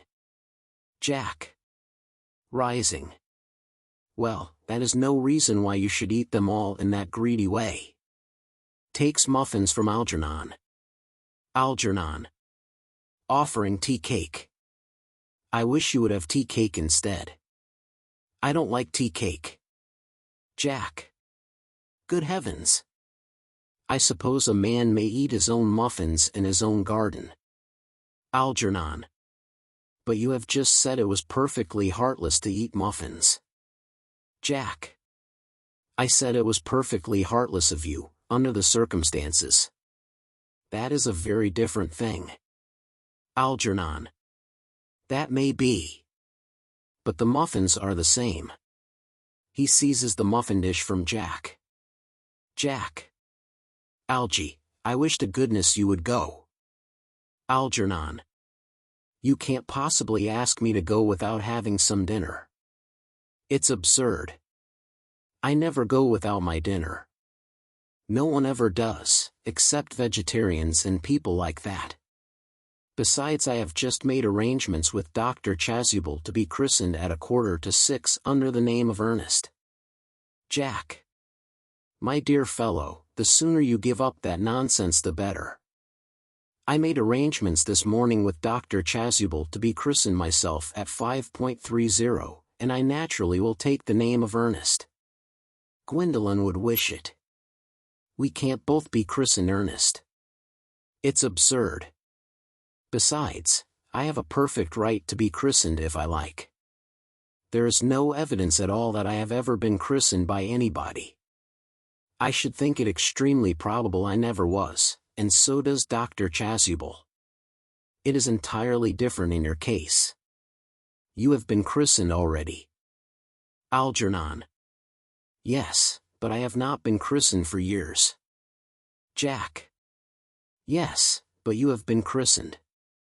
That is the important thing. Algernon. Quite so. So I know my constitution can stand it. If you are not quite sure about your ever having been christened, I must say I think it rather dangerous you're venturing on it now. It might make you very unwell. You can hardly have forgotten that someone very closely connected with you was very nearly carried off this week in Paris by a severe chill. Jack. Yes, but you said yourself that a severe chill was not hereditary. Algernon. It usn't to be, I know, but I dare say it is now. Science is always making wonderful improvements in things. Jack. Picking up the muffin dish. Oh, that is nonsense, you are always talking nonsense. Algernon. Jack, you are at the muffins again. I wish you wouldn't. There are only 2 left. Takes them. I told you I was particularly fond of muffins. Jack. But I hate tea cake. Algernon. Why on earth then do you allow tea cake to be served up for your guests?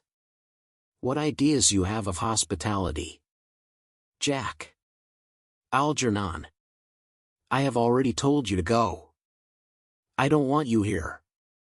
Why don't you go? Algernon. I haven't quite finished my tea yet. And there is still 1 muffin left. Jack groans, and sinks into a chair. Algernon still continues eating. Act drop. Third act. Scene. Morning room at the manor house. Gwendolen and Cecily are at the window, looking out into the garden. Gwendolen. The fact that they did not follow us at once into the house, as anyone else would have done, seems to me to show that they have some sense of shame left. Cecily. They have been eating muffins. That looks like repentance. Gwendolen.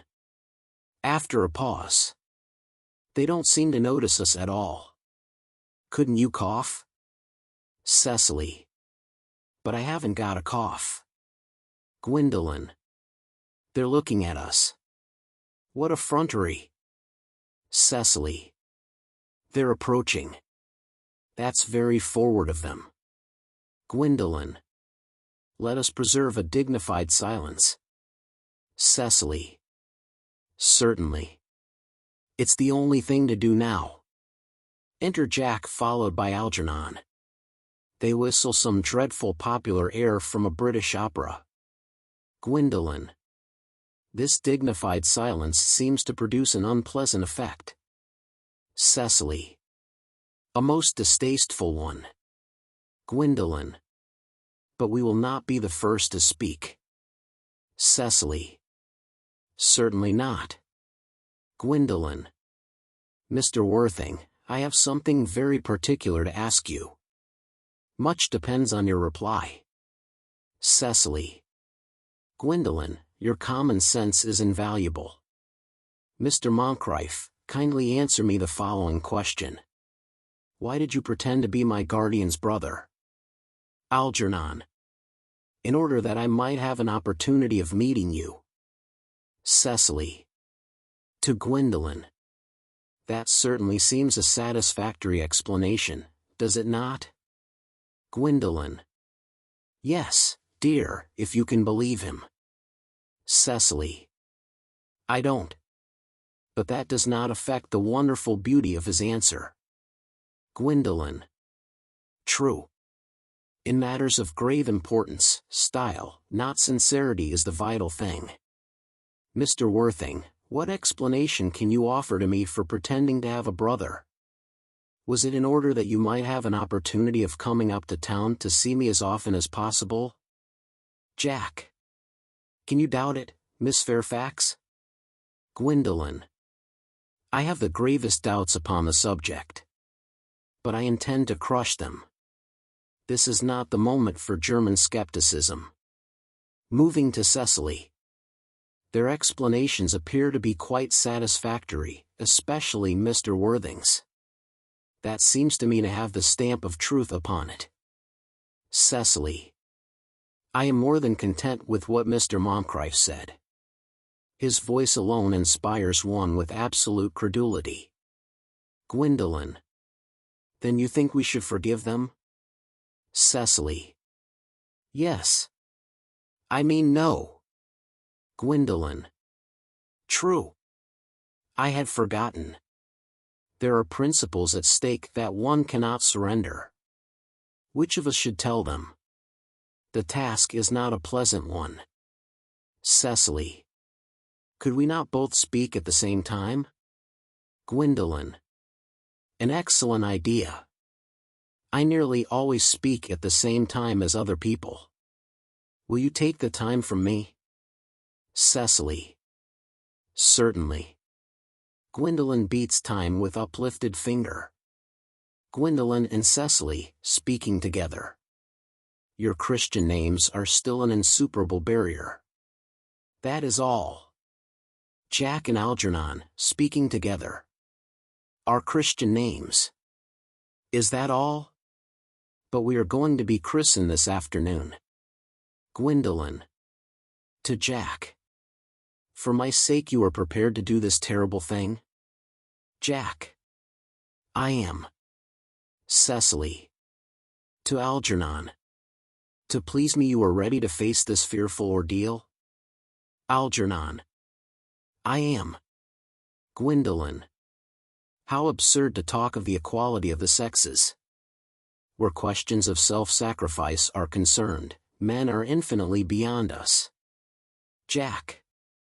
We are. Clasps hands with Algernon. Cecily. They have moments of physical courage of which we women know absolutely nothing. Gwendolen. To Jack. Darling. Algernon. To Cecily. Darling. They fall into each other's arms. Enter Merriman. When he enters he coughs loudly, seeing the situation. Merriman. Ahem. Ahem. Lady Bracknell. Jack. Good heavens. Enter Lady Bracknell. The couples separate in alarm. Exit Merriman. Lady Bracknell. Gwendolen. What does this mean? Gwendolen. Merely that I am engaged to be married to Mr. Worthing, Mama. Lady Bracknell. Come here. Sit down. Sit down immediately. Hesitation of any kind is a sign of mental decay in the young, of physical weakness in the old. Turns to Jack. Apprised, sir, of my daughter's sudden flight by her trusty maid, whose confidence I purchased by means of a small coin, I followed her at once by a luggage train. Her unhappy father is, I am glad to say, under the impression that she is attending a more than usually lengthy lecture by the University Extension Scheme on the influence of a permanent income on thought. I do not propose to undeceive him. Indeed, I have never undeceived him on any question. I would consider it wrong. But of course, you will clearly understand that all communication between yourself and my daughter must cease immediately from this moment. On this point, as indeed on all points, I am firm. Jack. I am engaged to be married to Gwendolen, Lady Bracknell. Lady Bracknell. You are nothing of the kind, sir. And now, as regards Algernon. Algernon. Algernon. Yes, Aunt Augusta. Lady Bracknell. May I ask if it is in this house that your invalid friend Mr. Bunbury resides? Algernon. Stammering. Oh. No. Bunbury doesn't live here. Bunbury is somewhere else at present. In fact, Bunbury is dead. Lady Bracknell. Dead. When did Mr. Bunbury die? His death must have been extremely sudden.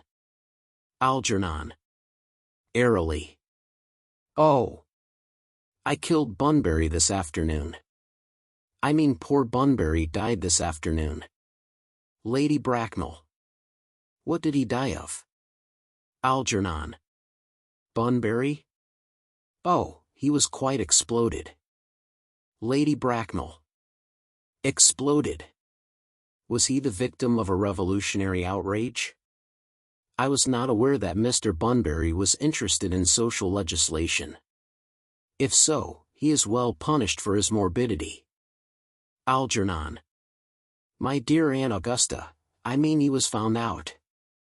The doctors found out that Bunbury could not live, that is what I mean, so Bunbury died.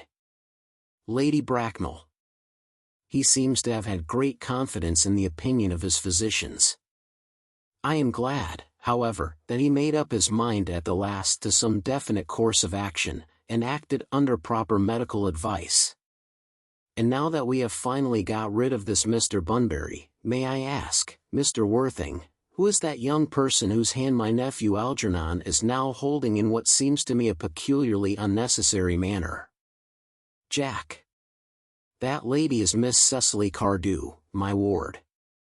Lady Bracknell bows coldly to Cecily. Algernon. I am engaged to be married to Cecily, Aunt Augusta.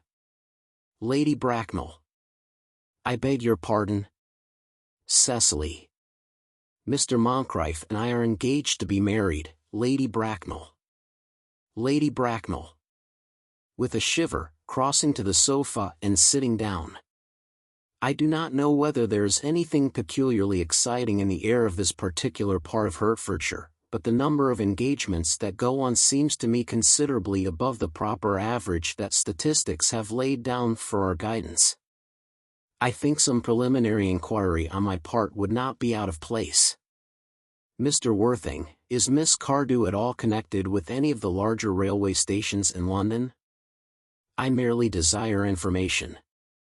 Until yesterday I had no idea that there were any families or persons whose origin was a terminus. Jack looks perfectly furious, but restrains himself. Jack. In a clear, cold voice. Miss Cardew is the granddaughter of the late Mr. Thomas Cardew of 149, Belgrave Square, SW, Gervais Park, Dorking, Surrey, and the Sporran, Fifeshire, NB. Lady Bracknell. That sounds not unsatisfactory. 3 addresses always inspire confidence, even in tradesmen. But what proof have I of their authenticity? Jack. I have carefully preserved the court guides of the period. They are open to your inspection, Lady Bracknell. Lady Bracknell. Grimly. I have known strange errors in that publication. Jack. Miss Cardew's family solicitors are Messrs. Markby, and Markby. Lady Bracknell. Markby, and Markby? A firm of the very highest position in their profession. Indeed, I am told that one of the Mr. Markbys is occasionally to be seen at dinner parties. So far I am satisfied. Jack. Very irritably. How extremely kind of you, Lady Bracknell. I have also in my possession, you will be pleased to hear, certificates of Miss Cardew's birth, baptism, whooping cough, registration, vaccination, confirmation, and the measles, both the German and the English variety. Lady Bracknell. Ah. A life crowded with incident, I see, though perhaps somewhat too exciting for a young girl. I am not myself in favor of premature experiences. Rises, looks at her watch. Gwendolen. The time approaches for our departure. We have not a moment to lose. As a matter of form, Mr. Worthing, I had better ask you if Miss Cardew has any little fortune. Jack. Oh. About £130,000 in the funds. That is all. Goodbye, Lady Bracknell. So pleased to have seen you. Lady Bracknell. Sitting down again. A moment, Mr. Worthing. £130,000. And in the funds. Miss Cardew seems to me a most attractive young lady, now that I look at her. Few girls of the present day have any really solid qualities, any of the qualities that last and improve with time. We live, I regret to say, in an age of surfaces. To Cecily. Come over here, dear.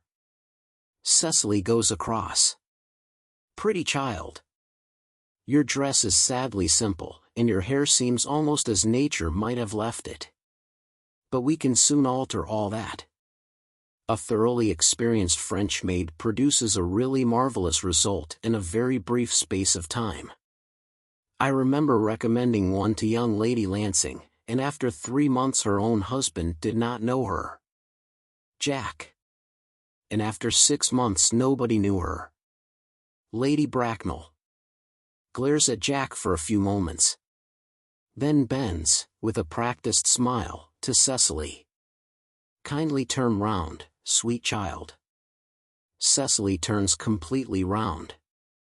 No, the side view is what I want. Cecily presents her profile. Yes, quite as I expected. There are distinct social possibilities in your profile. The 2 weak points in our age are its one of principle and its one of profile. The chin a little higher, dear. Style largely depends on the way the chin is worn. They are worn very high, just at present. Algernon. Algernon. Yes, Aunt Augusta. Lady Bracknell.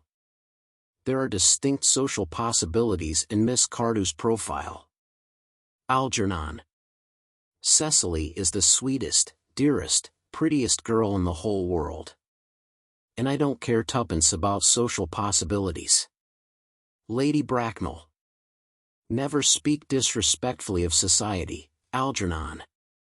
Only people who can't get into it do that. To Cecily. Dear child, of course you know that Algernon has nothing but his debts to depend upon. But I do not approve of mercenary marriages. When I married Lord Bracknell I had no fortune of any kind. But I never dreamed for a moment of allowing that to stand in my way. Well, I suppose I must give my consent. Algernon. Thank you, Aunt Augusta. Lady Bracknell. Cecily, you may kiss me. Cecily. Kisses her. Thank you, Lady Bracknell. Lady Bracknell. You may also address me as Aunt Augusta for the future. Cecily. Thank you, Aunt Augusta. Lady Bracknell. The marriage, I think, had better take place quite soon. Algernon. Thank you, Aunt Augusta. Cecily. Thank you, Aunt Augusta. Lady Bracknell. To speak frankly, I am not in favor of long engagements. They give people the opportunity of finding out each other's character before marriage, which I think is never advisable. Jack. I beg your pardon for interrupting you, Lady Bracknell, but this engagement is quite out of the question. I am Miss Cardew's guardian, and she cannot marry without my consent until she comes of age. That consent I absolutely decline to give. Lady Bracknell. Upon what grounds may I ask? Algernon is an extremely, I may almost say an ostentatiously, eligible young man. He has nothing, but he looks everything. What more can one desire? Jack.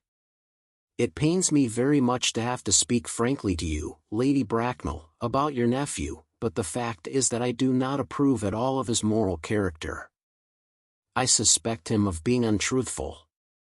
Algernon and Cecily look at him in indignant amazement.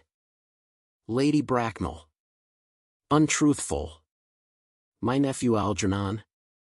Impossible. He is an Oxonian. Jack. I fear there can be no possible doubt about the matter. This afternoon during my temporary absence in London on an important question of romance, he obtained admission to my house by means of the false pretense of being my brother. Under an assumed name he drank, I've just been informed by my butler, an entire pint bottle of my Perrier Jouet, Brut, 89, wine I was specially reserving for myself. Continuing his disgraceful deception, he succeeded in the course of the afternoon in alienating the affections of my only ward. He subsequently stayed to tea, and devoured every single muffin. And what makes his conduct all the more heartless is, that he was perfectly well aware from the first that I have no brother, that I never had a brother, and that I don't intend to have a brother, not even of any kind. I distinctly told him so myself yesterday afternoon. Lady Bracknell. Ahem.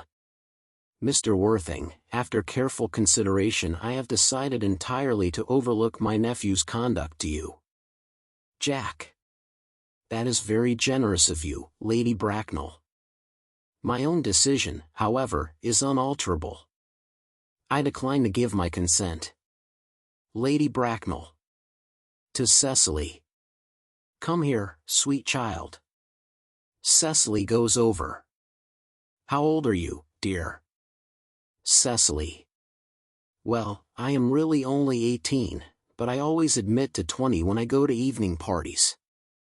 Lady Bracknell. You are perfectly right in making some slight alteration. Indeed, no woman should ever be quite accurate about her age. It looks so calculating. In a meditative manner. 18, but admitting to 20 at evening parties. Well, it will not be very long before you are of age and free from the restraints of tutelage. so I don't think your guardian's consent is, after all, a matter of any importance. Jack.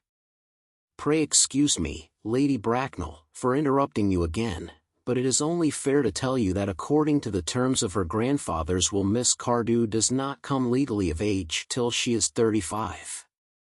Lady Bracknell. That does not seem to me to be a grave objection. 35 is a very attractive age. London society is full of women of the very highest birth who have, of their own free choice, remained 35 for years. Lady Dumbleton is an instance in point. To my own knowledge she has been 35 ever since she arrived at the age of 40, which was many years ago now. I see no reason why our dear Cecily should not be even still more attractive at the age you mention than she is at present. There will be a large accumulation of property. Cecily. Algy, could you wait for me till I was 35? Algernon. Of course I could, Cecily. You know I could. Cecily. Yes, I felt it instinctively, but I couldn't wait all that time. I hate waiting even 5 minutes for anybody. It always makes me rather cross. I am not punctual myself, I know, but I do like punctuality in others, and waiting, even to be married, is quite out of the question. Algernon. Then what is to be done, Cecily? Cecily. I don't know, Mr. Moncrieff. Lady Bracknell. My dear Mr. Worthing, as Miss Cardew states positively that she cannot wait till she is 35, a remark which I am bound to say seems to me to show a somewhat impatient nature, I would beg of you to reconsider your decision. Jack. But my dear Lady Bracknell, the matter is entirely in your own hands. The moment you consent to my marriage with Gwendolen, I will most gladly allow your nephew to form an alliance with my ward. Lady Bracknell. Rising and drawing herself up. You must be quite aware that what you propose is out of the question. Jack. Then a passionate celibacy is all that any of us can look forward to. Lady Bracknell. That is not the destiny I propose for Gwendolen. Algernon, of course, can choose for himself. Pulls out her watch. Come, dear, Gwendolen rises, we have already missed 5, if not 6, trains. To miss any more might expose us to comment on the platform. Enter Dr. Chasuble. Chasuble. Everything is quite ready for the christenings. Lady Bracknell. The christenings, sir. Is not that somewhat premature? Chasuble. Looking rather puzzled, and pointing to Jack and Algernon. Both these gentlemen have expressed a desire for immediate baptism. Lady Bracknell. At their age? The idea is grotesque and irreligious. Algernon, I forbid you to be baptized. I will not hear of such excesses. Lord Bracknell would be highly displeased if he learned that that was the way in which you wasted your time and money. Chasuble.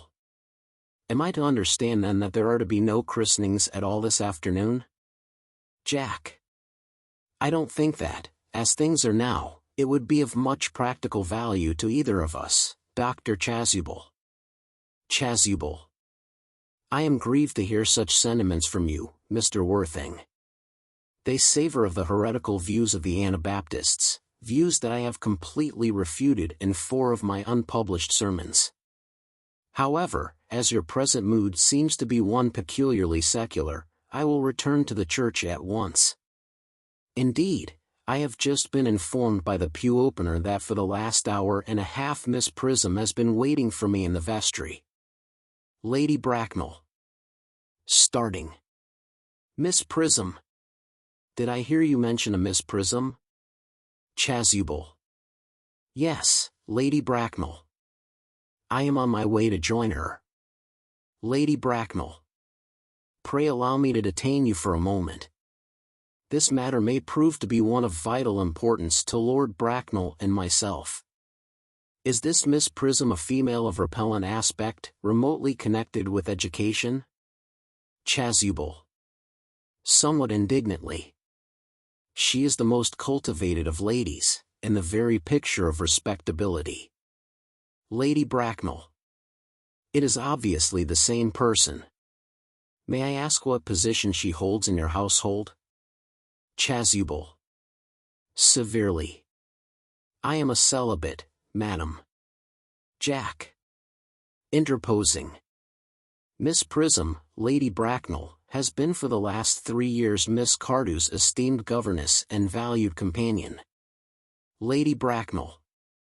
In spite of what I hear of her, I must see her at once. Let her be sent for. Chasuble. Looking off. She approaches, she is nigh. Enter Miss Prism hurriedly. Miss Prism. I was told you expected me in the vestry, dear Canon. I have been waiting for you there for an hour and 3/4. Catches sight of Lady Bracknell, who has fixed her with a stony glare. Miss Prism grows pale and quails. She looks anxiously round as if desirous to escape. Lady Bracknell. In a severe, judicial voice. Prism. Miss Prism bows her head in shame. Come here, Prism. Miss Prism approaches in a humble manner. Prism. Where is that baby? General consternation. The Canon starts back in horror. Algernon and Jack pretend to be anxious to shield Cecily and Gwendolen from hearing the details of a terrible public scandal. 28 years ago, Prism, you left Lord Bracknell's house, number 104, Upper Grosvenor Street, in charge of a perambulator that contained a baby of the male sex. You never returned. A few weeks later, through the elaborate investigations of the Metropolitan Police, the perambulator was discovered at midnight, standing by itself in a remote corner of Bayswater. It contained the manuscript of a 3-volume novel of more than usually revolting sentimentality. Miss Prism starts in involuntary indignation. But the baby was not there. Everyone looks at Miss Prism. Prism. Where is that baby? A pause. Miss Prism. Lady Bracknell, I admit with shame that I do not know. I only wish I did. The plain facts of the case are these. On the morning of the day you mention, a day that is forever branded on my memory, I prepared as usual to take the baby out in its perambulator. I had also with me a somewhat old, but capacious handbag in which I had intended to place the manuscript of a work of fiction that I had written during my few unoccupied hours. In a moment of mental abstraction, for which I never can forgive myself, I deposited the manuscript in the bassinet, and placed the baby in the handbag. Jack. Who has been listening attentively. But where did you deposit the handbag? Miss Prism. Do not ask me, Mr. Worthing. Jack. Miss Prism, this is a matter of no small importance to me. I insist on knowing where you deposited the handbag that contained that infant. Miss Prism. I left it in the cloakroom of one of the larger railway stations in London. Jack. What railway station?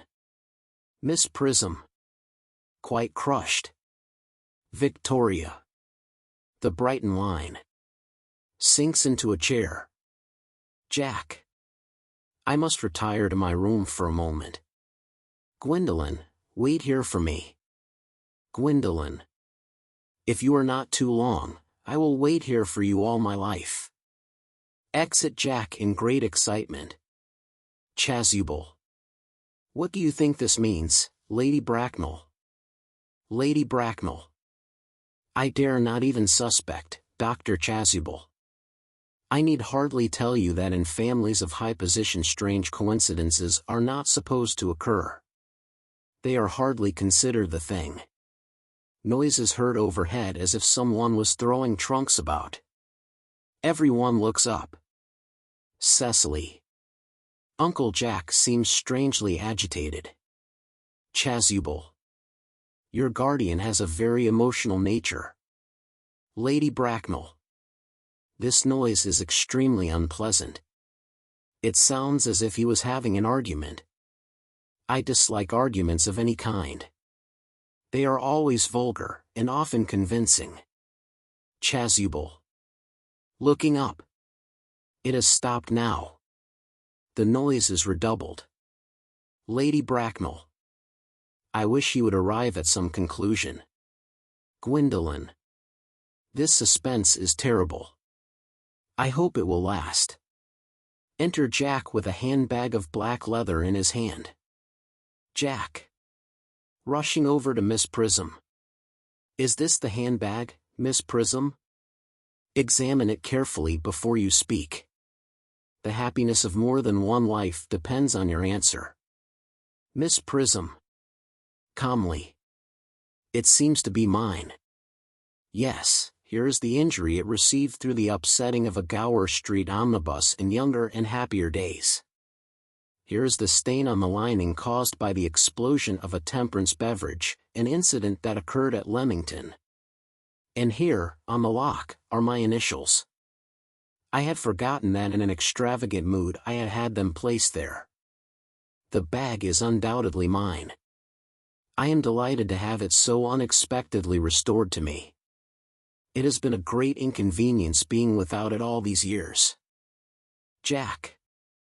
In a pathetic voice. Miss Prism, more is restored to you than this handbag. I was the baby you placed in it. Miss Prism. Amazed. You? Jack. Embracing her. Yes, mother. Miss Prism. Recoiling in indignant astonishment. Mr. Worthing. I am unmarried. Jack. Unmarried. I do not deny that is a serious blow. But after all, who has the right to cast a stone against one who has suffered? Cannot repentance wipe out an act of folly? Why should there be one law for men, and another for women? Mother, I forgive you. Tries to embrace her again. Miss Prism. Still more indignant. Mr. Worthing, there is some error. Pointing to Lady Bracknell. There is the lady who can tell you who you really are. Jack. After a pause. Lady Bracknell, I hate to seem inquisitive, but would you kindly inform me who I am? Lady Bracknell. I am afraid that the news I have to give you will not altogether please you. You are the son of my poor sister, Mrs. Moncrieff, and consequently Algernon's elder brother. Jack. Algy's elder brother. Then I have a brother after all. I knew I had a brother. I always said I had a brother. Cecily, how could you have ever doubted that I had a brother? Seizes hold of Algernon. Dr. Chasuble, my unfortunate brother. Miss Prism, my unfortunate brother. Gwendolen, my unfortunate brother. Algy, you young scoundrel, you will have to treat me with more respect in the future. You have never behaved to me like a brother in all your life. Algernon. Well, not till today, old boy, I admit. I did my best, however, though I was out of practice. Shakes hands. Gwendolen. To Jack. My own. But what own are you? What is your Christian name, now that you have become someone else? Jack. Good heavens. I had quite forgotten that point. Your decision on the subject of my name is irrevocable, I suppose. Gwendolen.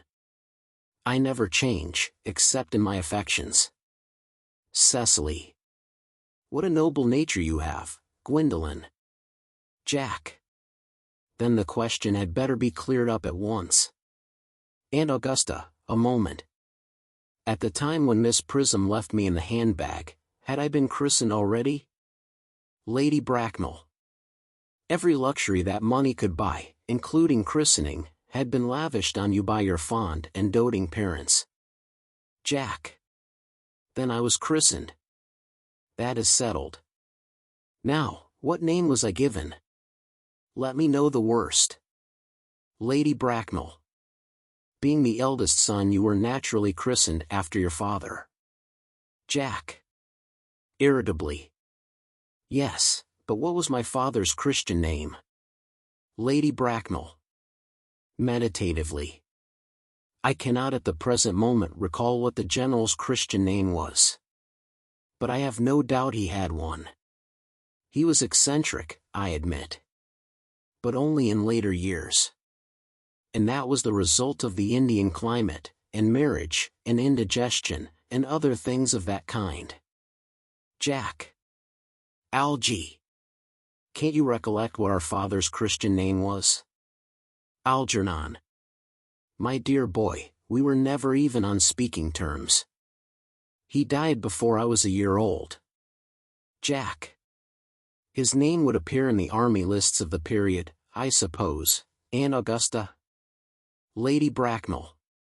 The general was essentially a man of peace, except in his domestic life. But I have no doubt his name would appear in any military directory. Jack. The army lists of the last 40 years are here. These delightful records should have been my constant study. Rushes to bookcase and tears the books out. Generals. Malam, Maxbohm, Magley, what ghastly names they have, Markby, Migsby, Mobbs, Moncrieff. Lieutenant 1840, Captain, Lieutenant Colonel, Colonel, General 1869, Christian names, Ernest John. Puts book very quietly down and speaks quite calmly. I always told you, Gwendolen, my name was Ernest, didn't I? Well, it is Ernest after all. I mean it naturally is Ernest. Lady Bracknell.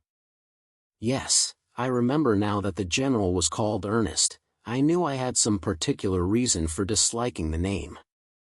Gwendolen. Ernest. My own Ernest. I felt from the first that you could have no other name. Jack. Gwendolen, it is a terrible thing for a man to find out suddenly that all his life he has been speaking nothing but the truth. Can you forgive me? Gwendolen. I can. For I feel that you are sure to change. Jack. My own one. Chasuble. To Miss Prism. Letitia. Embraces her. Miss Prism. Enthusiastically. Frederick. At last. Algernon. Cecily. Embraces her. At last. Jack. Gwendolen. Embraces her. At last. Lady Bracknell. My nephew, you seem to be displaying signs of triviality. Jack. On the contrary, Aunt Augusta, I've now realized for the first time in my life the vital importance of being earnest.